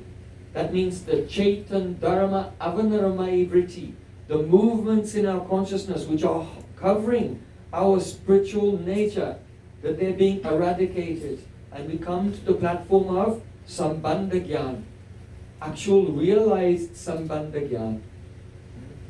So this is the meaning of chapter 2 of Bhajan Rahasya for the Ajata Rati Sadhaka. And now, because Madhurena Samakpayat, we always have to end with the sweetness. So now we'll discuss what does the second Yugal Nam, the second Hare Krishna, what does that reveal to the devotee who is the Jata Rati Sadhak? For those who attain Bhav, the significance of this second chapter refers to the Pratha Lila. So yesterday we discussed from 3:36 in the morning to 6 o'clock, that is the Nishanta Lila. And during that time, Radha Krishna, they wake up, they're very happy to be together, but there is the feeling of impending separation, because soon the sun will rise. And then they have to leave the Kunj of Vrindavan and make their way back to their village. And Radhika somehow, by the aid of her Sakhis, sneaks into her house and takes rest in her bed in the Chandashala, in the high tower that was constructed for her by her father in the Jatila Haveli, in the home of Jatila, her mother-in-law. And Krishna goes and he lies down and he falls asleep on his bed in Nandagaon.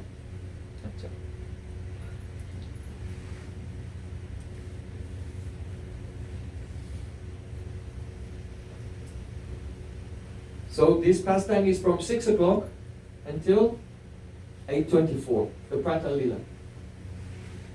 During this time, Radhika is resting and her grandmother, Mukara, comes to see her. Oh Naptri, my beloved granddaughter, why are you still sleeping? Sometimes Purnamasi Devi comes also. At that time, she wakes up, and sometimes a Sakhi, not from her group, but from the leader of a friendly group, Shamala, will come and to ask Radhika about what happened the previous night. And they'll have very rustic discussions. Then Radhika's maidservants will bathe her and decorate her and prepare her to set off from Javat. And she will walk to Nandagaon and meet with Mother Yashoda there to be invited to cook in the kitchen breakfast for Sri Krishna.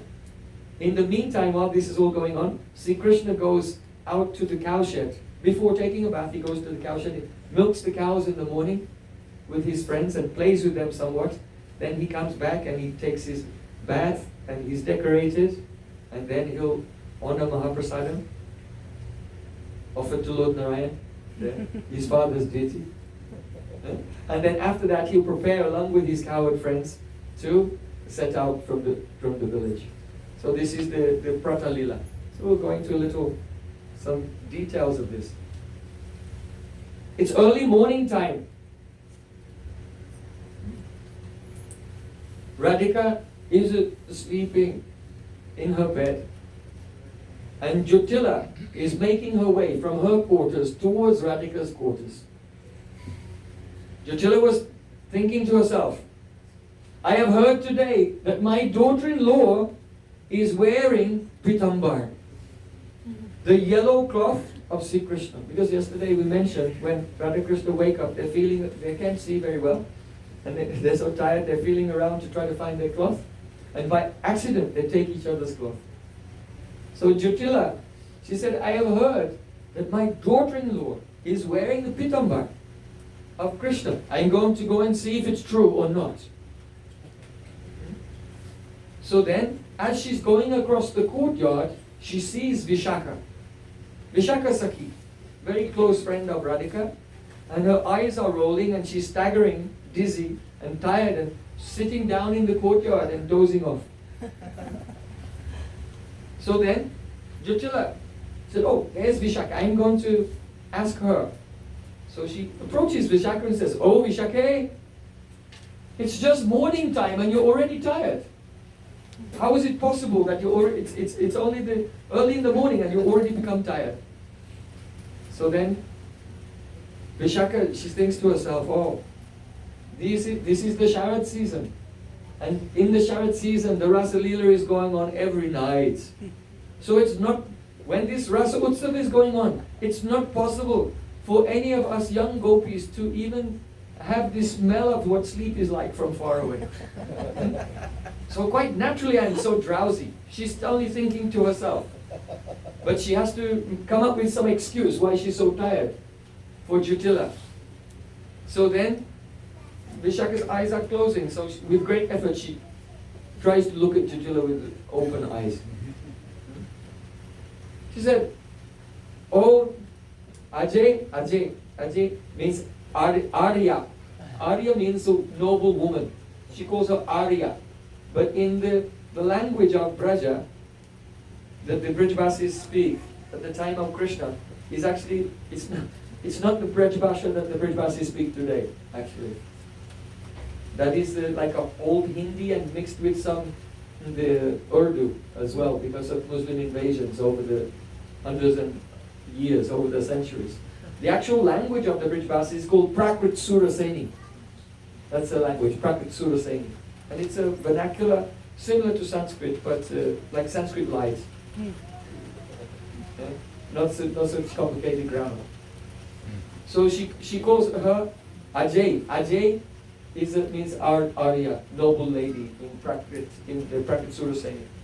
Oh, Ajay, noble lady, Purnamasi Devi instructed us that we should observe a religious vigil.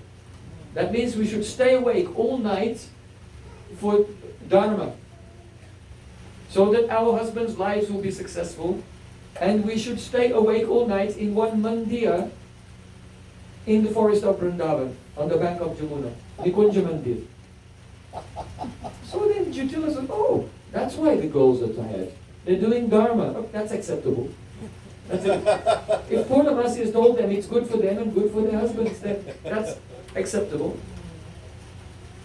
And Jyotila was thinking about, and that explains why,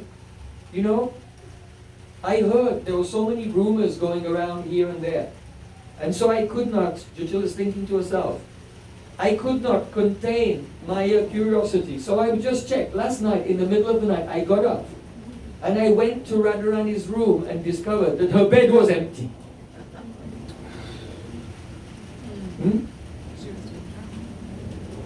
Jyotila went, and the bed was empty. So that explains it. Now I understand. Purnamasi told the girls they should do a vigil all night, stay awake all night in the Nikunja Mandir. So then Jyotila, she said to Vishaka, Yes, if you do Dharma, then it's all right. Now, where is my daughter-in-law? I want to see her. Please call Radhika. So then Vishaka, she went to the Chandrashala and she was calling, "Oh Saki, oh Radhe, Ido, come here. So then Radharani, hearing the sound of her friend Vishaka calling her, oh, Vishaka's calling, very good. She was happy, she got up. And she's still really sleepy and rubbing her eyes.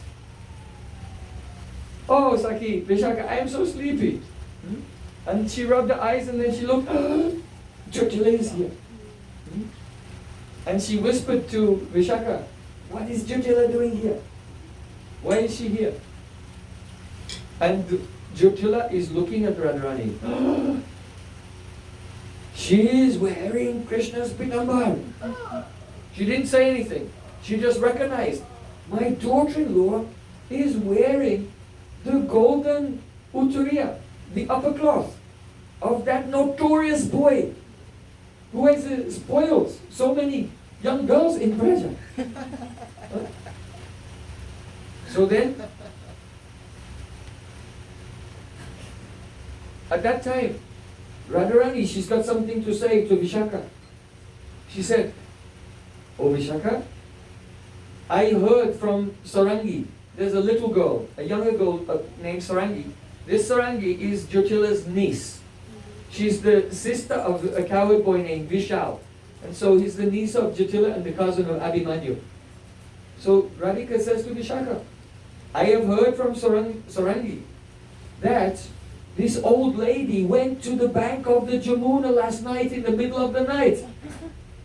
So there's a possibility that she saw me there." So then Vishaka, just whispering in the ear of Radharani, said, No. Don't panic. Because Brinda Devi has told me that at that time when your mother-in-law, because first she found that Radharani's bed was empty, right? And now we find out that she set off and went to the bank of the Jamuna, Vrindavan, in the middle of the night. So when she arrived there, she did not see you. Because at that time, see, Krishna had taken you and disappeared with you. And also, Vishak said, myself and Lalita, we were such an anxiety, wondering where you are. We were also looking in the forest for you. So, the four of us, that means Radhika, Krishna, Lalita, and Vishaka. Jyotila did not see us. Brinda Devi told me this. So Radharani said, okay, if she didn't see me, then why is she looking at me with such an angry face?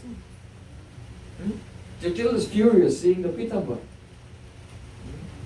So Radhika was thinking that Jyotila must have seen her last night. Just see how wonderful it is. In Srimad Bhagavatam, it is said, Thasam tatsobagamadam vikshamanam chakeshava prasamana prasadaya tatraiva antadiyata. The meaning is that during the Ras Leela, the Braj Gopis, they had Sobagamad. They became intoxicated, thinking Krishna's only dancing with me. So to take away their pride. And Radhika thought, oh, Krishna is dancing with everyone. He's not giving special attention to me. So she became in man. So to pacify Radhika's man and to remove the pride of the other gopis, tatraiva antadiyata. See, Krishna disappeared with Radhika. That's why he disappeared. But Krishna is so amazing and so skillful. And Yogamaya also manages all the pastimes in such a way that at that time when Krishna disappeared, it just so happened to be the time when Jyotila came looking for Radharani. This is the inside story of the Srimad Bhagavatam. You're discovering now the inside story of Srimad Bhagavatam. So, Radharani is asking, oh, if she did not see me, then why is she looking at me with an angry face? So then Jyotila, she said, Vishaka, at first I believed your words.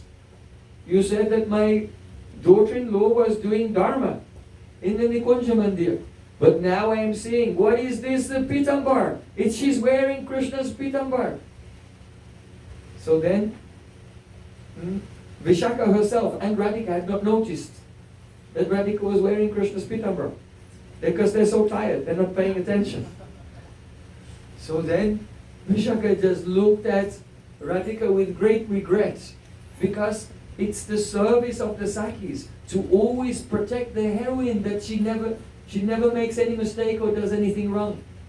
So it was an oversight of Radhika to take the Pitambar, but it was also the oversight of all the Sakis to not notice it and remove it and take it away. So Vishaka feels so much regret and looks at Radhika with regretful eyes and said, "Oh, Vilasa Bimale." Vilasa Bimale means, "Oh Radhika, you are completely intoxicated in the Vilas with Krishna, that you have done this, made this big error, and I didn't notice it also." So then when Vishaka said this, then Radharani noticed, she looked down and saw, "Oh no, it's true, I am actually wearing Krishna's pitambar." Radhika turned to Vishaka and said, in great anxiety, "Oh Saki, now you are my only shelter." So Vishaka is very, very intelligent. She's very smart. Even when there's some pressure, she can stay calm and come up with a solution to the problem. So then Vishaka said, Ajay, oh noble lady, Jyotila, now is the Sharad season. And this during the Sharad season, we celebrate the Sharad Utsav, the festival of the autumn season. And all the young girls, they are filled with enthusiasm. And so we went to the bank of Jamuna to do our vigil, but due to the enthusiasm of the autumn festival, we were all splashing each other with turmeric water. And Radhika was wearing a white cloth, but because we're all splashing each other with turmeric water, did you see the festival just now we had in Govardhan? When Pundarik Goswami came and he got a big jug of turmeric water and poured it over my head and everything became yellow? Okay, that's an example. So Vishaka Saki said, everyone was so enthusiastic, we were throwing turmeric water and Radhika was wearing a white cloth and now it became a pitambar due to this festival. So I don't know why you're staring at her suspiciously with crooked eyes. She is completely innocent. So then Jyotila, she trusts Vishaka. She had faith in the words of Vishaka. But she said, "Look, Vishaka, what are you trying to spoil my Vadhu, my daughter-in-law, by taking her out to associate with all of these boisterous young girls, these yuvatis, that these young girls who are intoxicated with their youth?" Because as soon as childhood ends, and then the adolescent time comes, and then the person is still a bit childish, but they feel like they're an adult now, and they have all the attributes of a young adult, and then they become intoxicated with their youth. So she said, "Why are you taking my very calm and well-behaved granddaughter and associating with these boisterous girls?" Vishaka said, "Oh Ajay, noble lady, don't blame me. It's Sharad season, Deepavali is coming. And when the festival of Deepavali comes, it's such an occasion that everyone, from small children, it is not only yuvatis, from small children to the old people, when Deepavali is coming, everyone becomes ecstatic and enthusiastic to celebrate this festival season. So don't blame me, you should blame the festival season. And it's not my fault. How can Radharani stay in the home and not participate in this festival with them?" So hearing the clever comments of Vishaka, then Jyotila was becoming satisfied and she gave up her anger. He said, yes. My child, you speak the truth.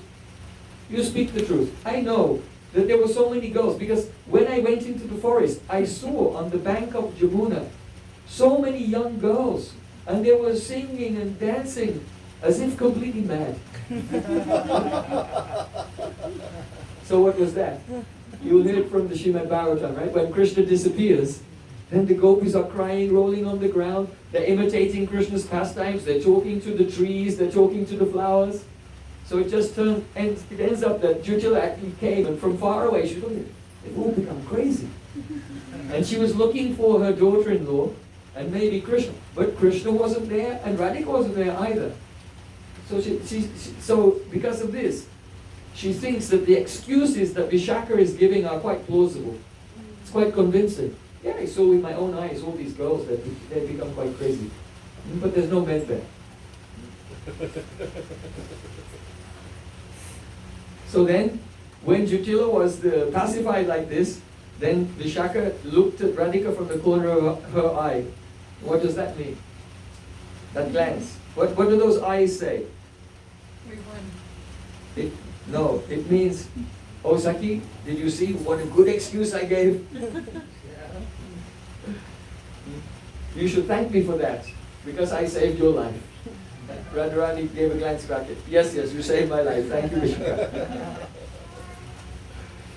So then Jutila became embarrassed that she was making such extreme accusations towards Radhika and Vishaka. She became embarrassed now.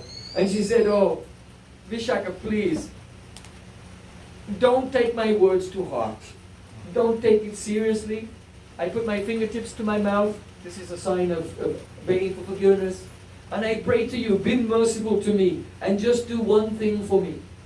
So then Vishaka Saki, very humbly, she said, Ajay, oh noble lady, why are you speaking in this way? Say, oh, forgive me, please do one thing for me. You should not speak like this, because you can order me as you like without any hesitation. I am your servant.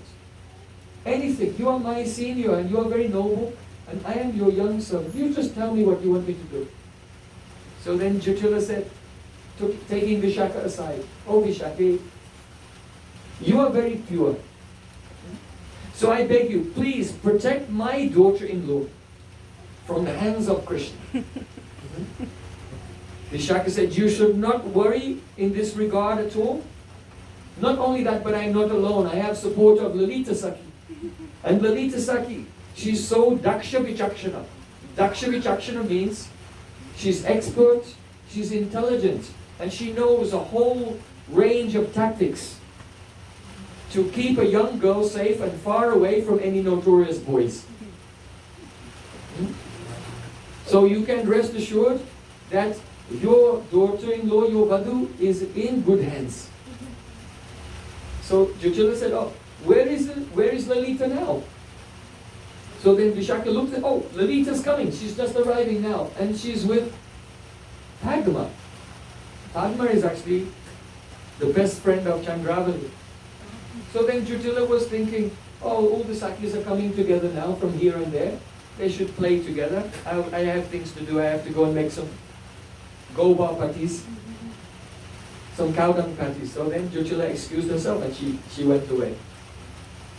So just then, Lalita was coming with Chandravali's best friend. Lalita said, oh Padma, you should know they have a special relationship. Why? Because Radhika is the leader of her group. Radhika is the Yutashvi, the leader of her group. And Chandravali is the leader of her group. Now, both of them have Sakis of different natures. So Radhika has some Sakis, they're Prakara. That means they speak very boldly. And their orders and their words cannot be transgressed. They have some Sakis who are Mridvi. That means very softly spoken. And they have some which are Sama, that's in between.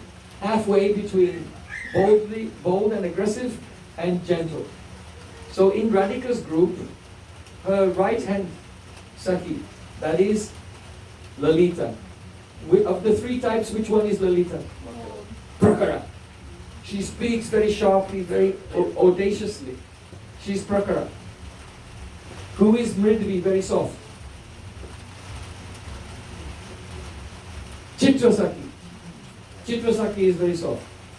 And Vishaka is the Madhyama, in the middle. She has half qualities, some softness and there's some harshness as well. So all these types of sakis are necessary because to keep a balance in a situation. It's just like if you have a sitar, a string on a sitar. If you make the string too tight, it can break. If the string is too loose, then it will not make a sound. So it has to be tuned exactly, and then a sweet melody will come. So similarly, when Radhika and her Sakis are with Sri Krishna, some situation will happen, and Lalita will tend to be too harsh, and Chit will tend to be too soft, and Vishaka will then adjust the situation and bring it into balance. So just as Radhika has her Sakis which are in these different moods, so Chandravali also has her Sakis in these different moods. So Chandravali's right-hand Saki is Padma, and she is Prakara. She is very bold. So now this is a wonderful thing.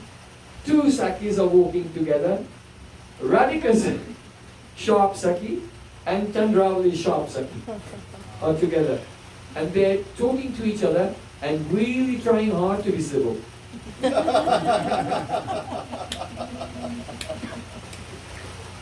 They're really trying hard to be civil because they have such a rivalry. One thing you should know is that in between the groups of gopis, you have the Swapaksh, Radharani's own group, and the Vipaksh, the rivals.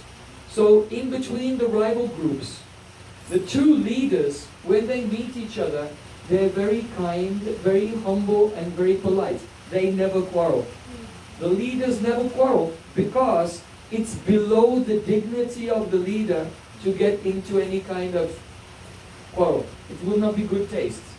But the Sakis who are underneath that leader, they'll not quarrel with the leaders, but they'll quarrel with the Sakis of the other leader. Because they want to establish that my Saki is the best. So they're walking along and speaking very cordially, but inside there's such rivalry. The leader said, "Oh Padma, I didn't see you for a long time. Where are you coming from today?" Padma said, quite proudly, "From Sri Krishna." That's already going to hurt. "From Sri Krishna?" The leader said, "Really? And where is Krishna right now?" Padma said, "Oh, he's at the edge of the Malati Batika, the edge of the garden of the jasmine flowers." He said, "Oh, really? And what is he doing there?" Padma Saki said, "He's there playing with Madhumangal." So then Lalita, she leaned very close to Padma Saki and said, "Are all your desires fulfilled?" Meaning, did she have loving pastimes with Sri Krishna? But actually this is teasing. Why? Because the Sakis, they don't desire to meet with Krishna themselves. They only want their Yuteshwari, their group leader. So Padma only wants the Chandravali will meet with Krishna. So Lalita Saki is like teasing her. "Oh, are all your desires fulfilled?" Padma Saki, she said, "Oh, don't speak like that. You should not speak like that."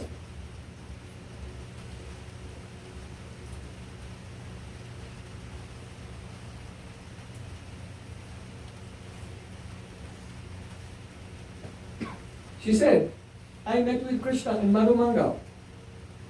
And then Krishna said to me,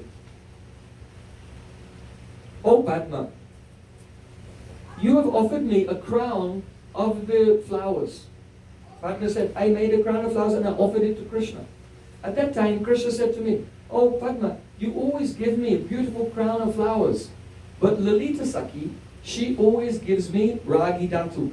Ragi Dhatu means it's a red mineral pigment from the Govardhan hill. And Krishna has paintings on his face and on his body in this red mineral pigment. He said, "Lalita always gives me Ragi Dhatu. But for a long time, she didn't give me any Ragi Dhatu at all. So I want you to give her this message." And then Sri Krishna, he took a note that he'd written and said, "Give this message to Lalita." So then Padma, she took the message with her, and then she said, "Here, Krishna has sent this letter for you." So then Sri Krishna, Padma gave the letter to Lalita.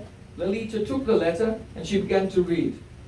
Tvaya mukta giripano mama tutscha padastiti nidiyatama dirakshi ragidatu purichadaha. So the meaning is, oh girl with restless eyes, kindly place in my hand some red mineral pigments from the top of the hill. That's what it means. That's what the word means. So then, Lalita, she read it, and she was thinking, what is this? I never give Krishna Ragi Dhatu. I never give any Ragi Dhatu to Krishna, but he's saying, I always give Ragi Dhatu, and then now he's asking, oh, put some Ragi Dhatu in my hand from the top of Govardhan Hill. So then Lalita Sakhi was thinking, there must be a hidden meaning in this. So then she read it again, and then she saw. One of the things that the gopis are expert in is Praheli. Praheli means a riddle, some poem that has a hidden meaning in it. So she realized, Krishna must be sending me a poem with a hidden meaning. So, Tvaya Mukta Giri, by you, Mukta. Mukta means liberated or remove. You should remove Giri, the syllable Gi and the syllable Ri. Pano mama, that means in my hand, Tuchcha padastiti, and remove the syllable Tu and Cha and Pa and Da. Diyatam, give to me in my hand. Taralakshi, someone with restless eyes. Ragi Dhatu Parichchada. Okay, so now remove the syllable from the sentence. Ragi Dhatu Parichchada. Remove Gi, remove Ri, remove the syllable Tu, Cha, Pad, and Da, and then you're only left with. Now, so now the message becomes, oh, you should place into my hand the restless-eyed Shrimati Radharani. Then Vishaka, Lalita was so ecstatic, but she hid her ecstasy from Padma. She was thinking, what is this? Krishna is sending a message to tell me to bring Radhika to meet with him. But Krishna is so expert that he can trick Chandravali's best Saki into delivering that message without her knowing. This is why Krishna is called Vidagdha. Vidagdha means artistic, skillful, who can, if there's a tricky situation, he can somehow wriggle out of it scot-free. He can reconcile everything. So then, Lalita Sakhi was so happy. Oh, Krishna is very tricky. He tricked Chandravali's own best friend into playing a role in arranging the Radhika's meeting with Sri Krishna. So then, Lalita just said, yes, I'll definitely collect some Ragi Dhatu for Krishna from Govardhan Hill. She hid the meaning from Padma. Said, now you go and see my Saki, go and see Radhika. So then Padma, she approached Srimati Radhika and said, oh, everything is adjusted between us now, our groups. There's no rivalry at all. Because we accept that you have done something that is very pleasing to all the Braj Gopis. What is that? Previously, Krishna, when we were bathing in the Jamuna, Krishna came and stole all of our clothes. And I see today, Radhika, that you've stolen his clothes. So now you've taken revenge. Now we're all peaceful. There should be no rivalry between us, because on behalf of all of us gopis, you've taken revenge on Krishna. From the day he stole our clothes, now you've stolen his clothes. So then Lalita said to Padma, oh, you shameless girl, why are you making accusations against my Saki? Her cloth became yellow only because of her kumkum. Don't suspect her of doing anything improper. So then Padma said, oh Radhika, now please give me permission to go.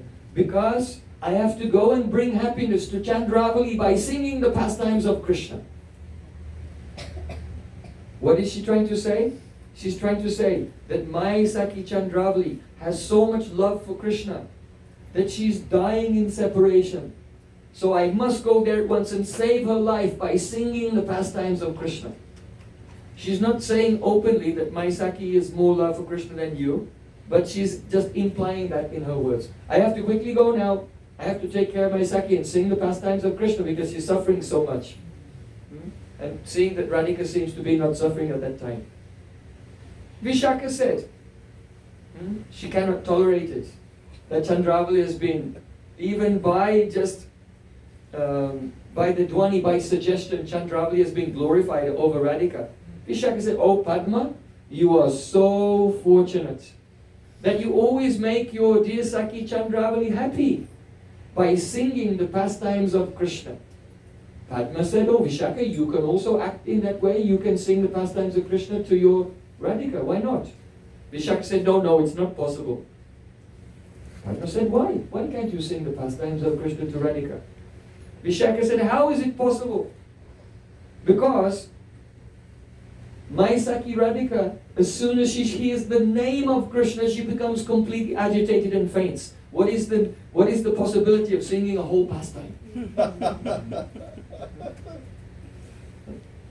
So she's saying to Padma, yes, you can sing whole pastimes, but for us it's impossible. My Saki will faint only hearing the name of Krishna. So then, Padma realized, oh, she's done one-upmanship on me. Prema paat ki sabi baat sabasir ke hote. It's the nature of love that everyone is trying to compete and outdo each other. So then Padma was thinking, oh, now she's praising her Saki more than my Saki. So I'll have to take revenge. So then she said, all right, Vishaka, you're very happy. I can see that you're very happy. But we are not happy. We are always suffering. We are dipped in sorrow.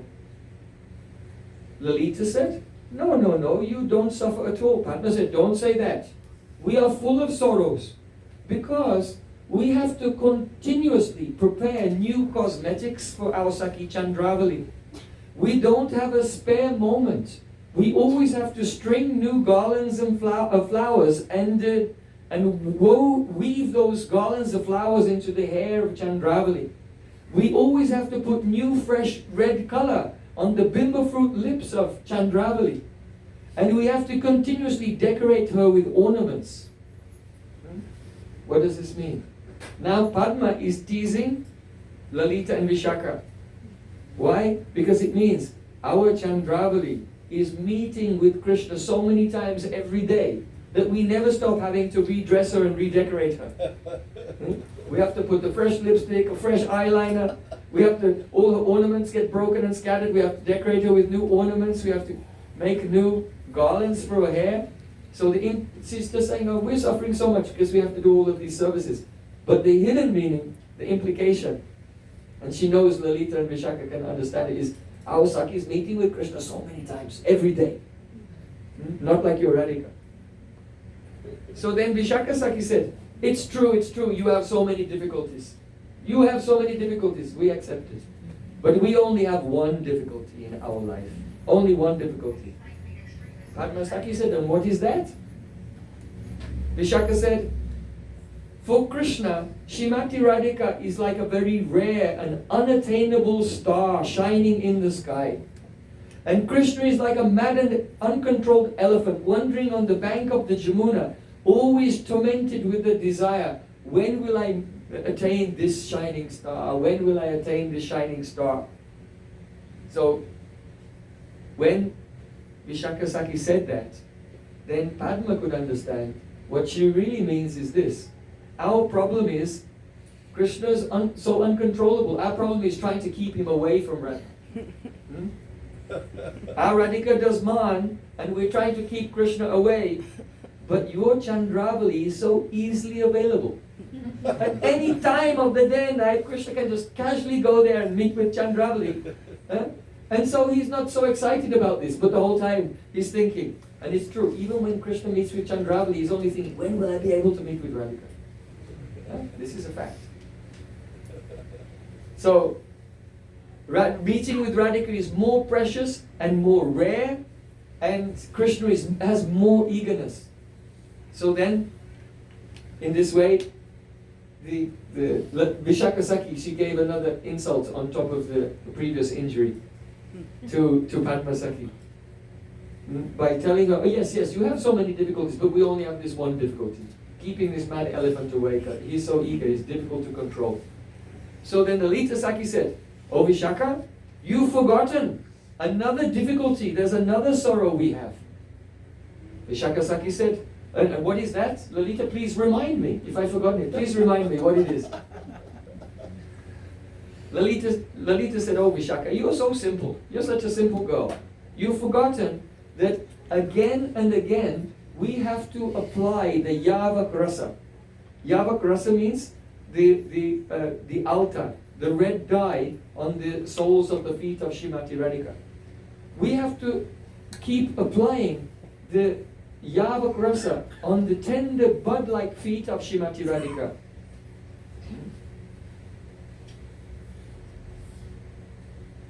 The meaning here, the implication. Because they're doing the rasa lap, everything that they say is full of rasa. The implication is that because Krishna is so eager to meet with Radhika, and she's in man, and she keeps rejecting him again and again, so then Sri Krishna has to hold the feet of Radhika and put them on his head. So the implication is, as Raghunath Das Goswami said, Yasyanka Ranjita Shirasthavamana Bange Gostendra Sunu Adikam Susumam Upaiti Lakshara Sasa Chakada Padio Adasye Nastoma Yapyatitaram Chavim Apsyatiha. Raghunath Das Goswami said that when Radhika is upset and she's rejecting Krishna, then Krishna takes her lotus feet on his head, and then the red lac from the feet of Krishna is rubbed onto from the feet of Radhika is rubbed onto the head of Krishna. And even though Krishna, he is Madan Mohan, he's so beautiful, he can bewilder millions of cupids, Krishna looks more beautiful when his head is decorated with the lac, the red lac from the feet of Srimati Radhika. So then, when Vishaka heard this, oh, no, we also have another suffering, that we have to keep applying the red lac on the feet of Radhika. Then Vishaka Saki, she started to laugh and said, oh, stop. Lalita, don't lie. There's no Yavak Ras on the feet of Radhika. There's no Yavak Ras on the feet of Radhika. The red on Radhika's feet is just the Ragi Dhatu from Krishna's head. In other words, how they're telling more and more glories of Srimati Radhika. That because Krishna is decorated with the Ragi Dhatu, this is not Yavak. All the gopis of Brats, they may wear Yavak, but the redness on Radhika's feet is made from the Ragi Dhatu, red minerals decorating the forehead of Sri Krishna. So this conversation, it is as if Padma and Vishaka have come face to face.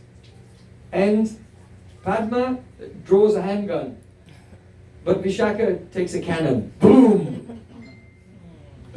So then, seeing this conversation between Chandravali Saki and her own Sakis, Radhika becomes embarrassed for two reasons. One, she's embarrassed that her secret loving pastimes with Sri Krishna are being somewhat unveiled to the other group.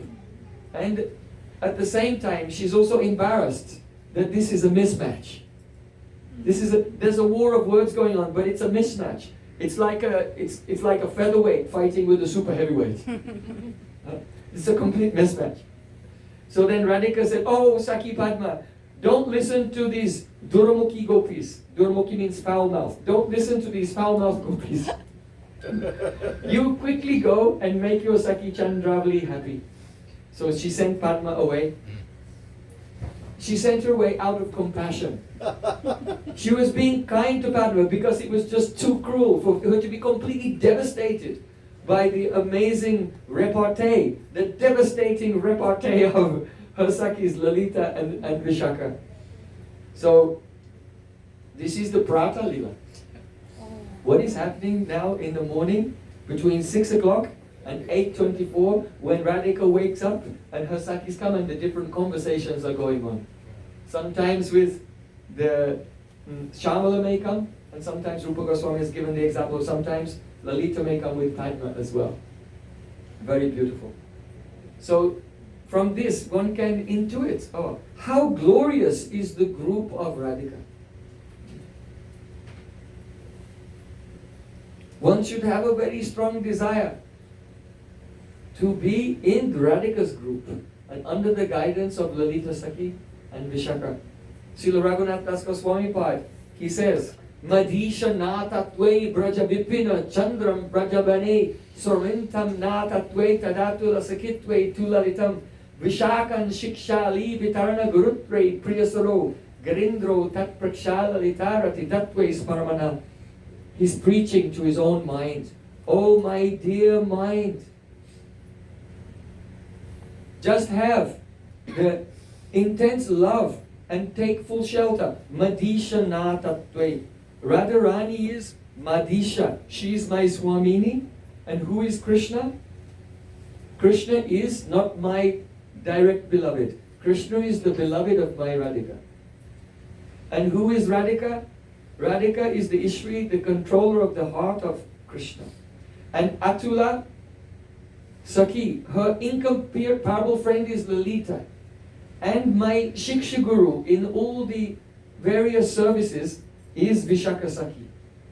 Oh my dear mind, take shelter of Radhika as my Swamini, Krishna as the beloved of my Radhika, and Lalita as her best friend, and Vishaka Sakhi as the Shiksha Guru.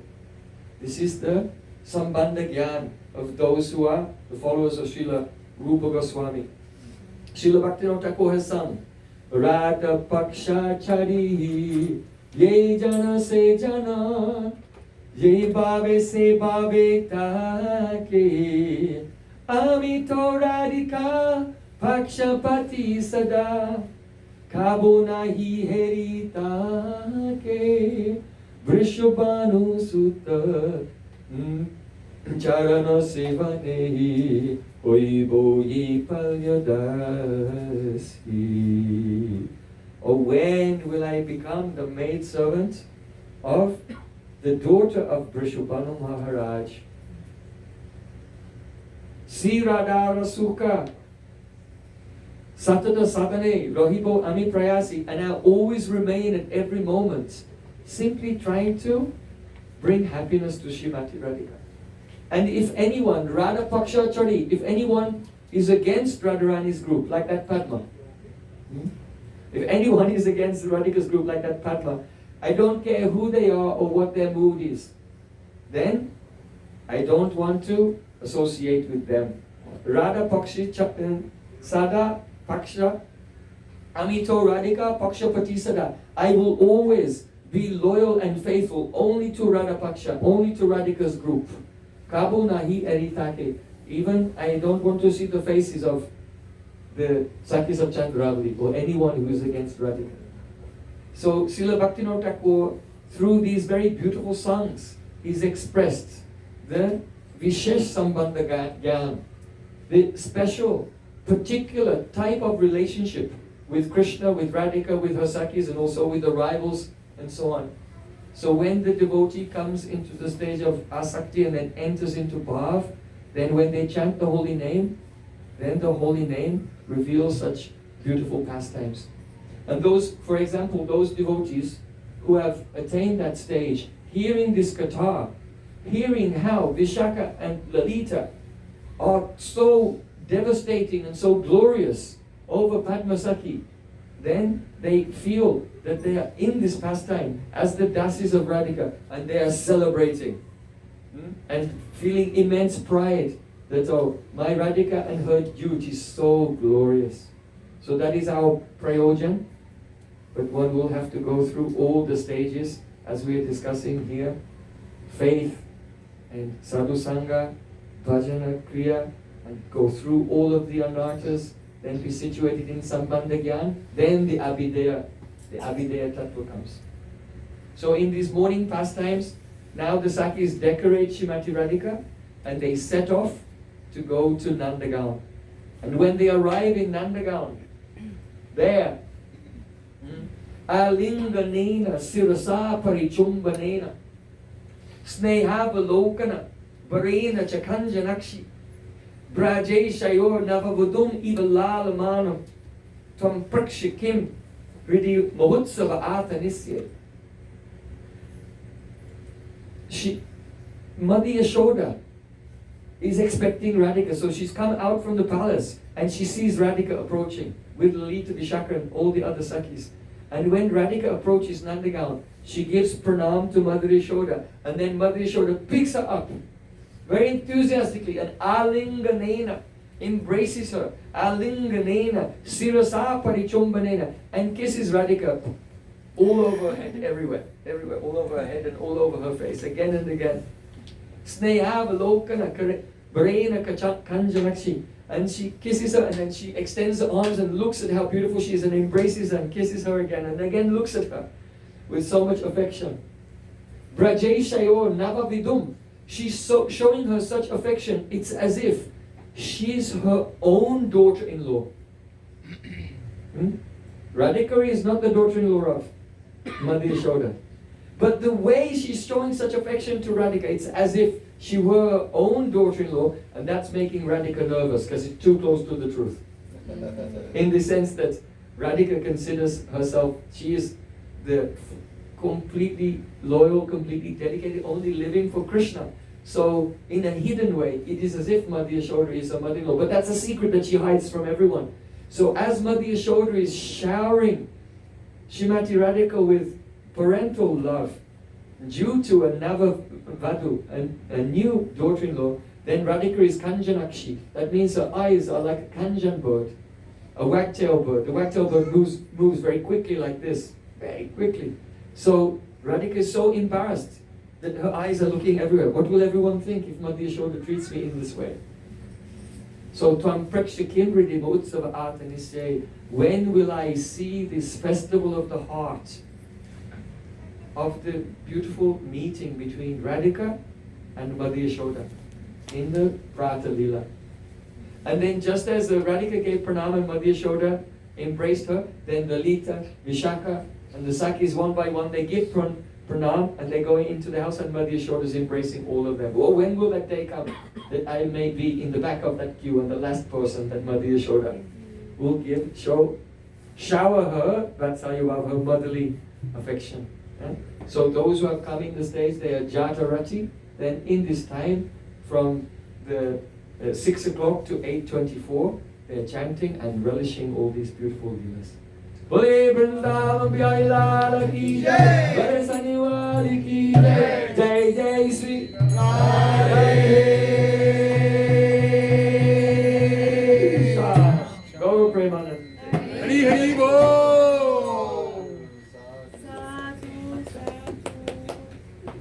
So we'll sing one kirtan. If you can, perhaps move the front row of chairs back. I want to make a little announcement, and that is, what's the date? On the 1st of June 2024, there will be Harikatha, and it will lead to the official inauguration on the 14th of June of the Sri Balaram Gaudiya Ashram in Trinidad.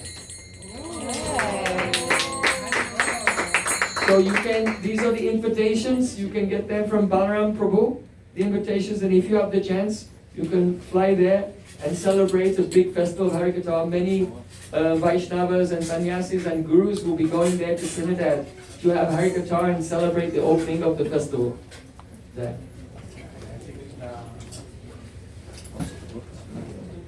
Yes, and don't forget, we have the new books of Srila Bhaktisiddhanta Thakur, which have been published to celebrate his 150th birthday this year. They're available at the book table over there. Vedic Wisdom Tales. And yes, they're saying, I can also sign your copy of it. If you get a copy of the book, I'll also sign it for you. Yeah. Vedic Wisdom Tales and Gaudiya Darshan.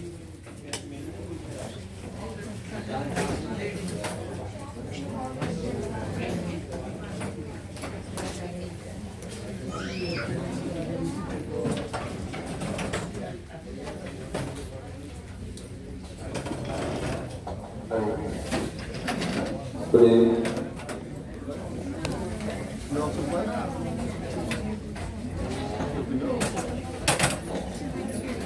can we have 2 more numbers?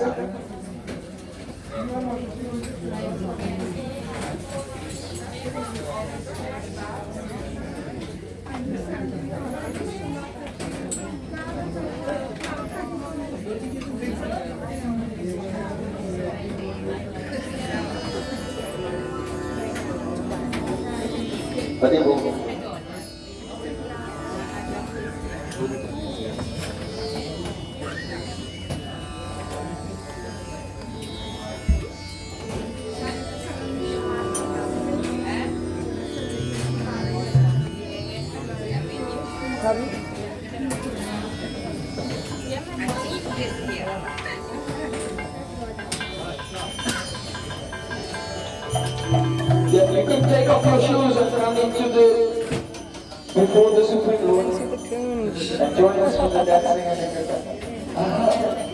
Thank you.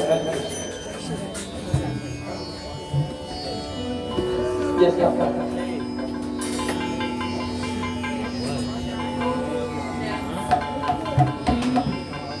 Bale Vrindavan Bihari Lal ki jai, Bale Bhagwan ki jai, Jai Jai Shri Radhe.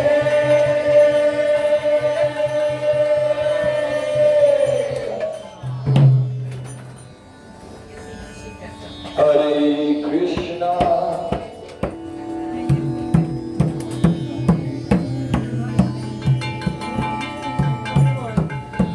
Hare Krishna, Hare Krishna,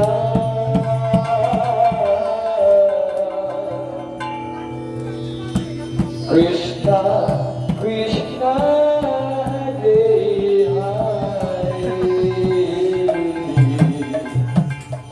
Hare Rama, Hare Rama, Rama Rama, Hare Hare, Hare Krishna,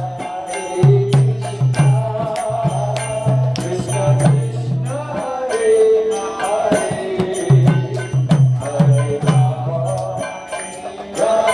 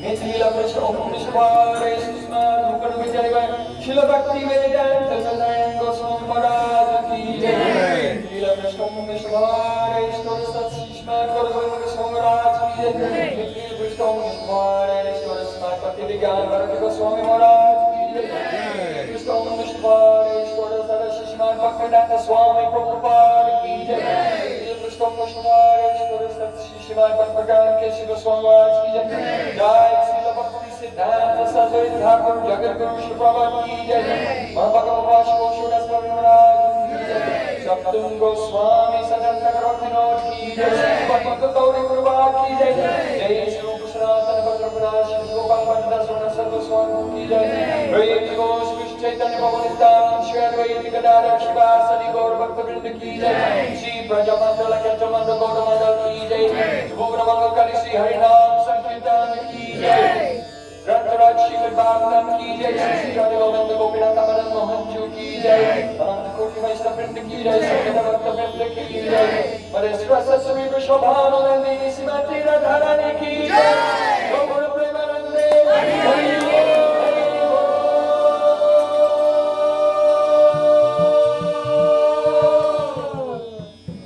पूज्य पर प्रेम प्रयोजन की Vrindaye tulasi devya, Jinaye kesavasachan, Krishna bhakti pati devi satataya namo namah. Vanshakal pataryodyasya, Kvasitu vedacha, Uditanam bhavyam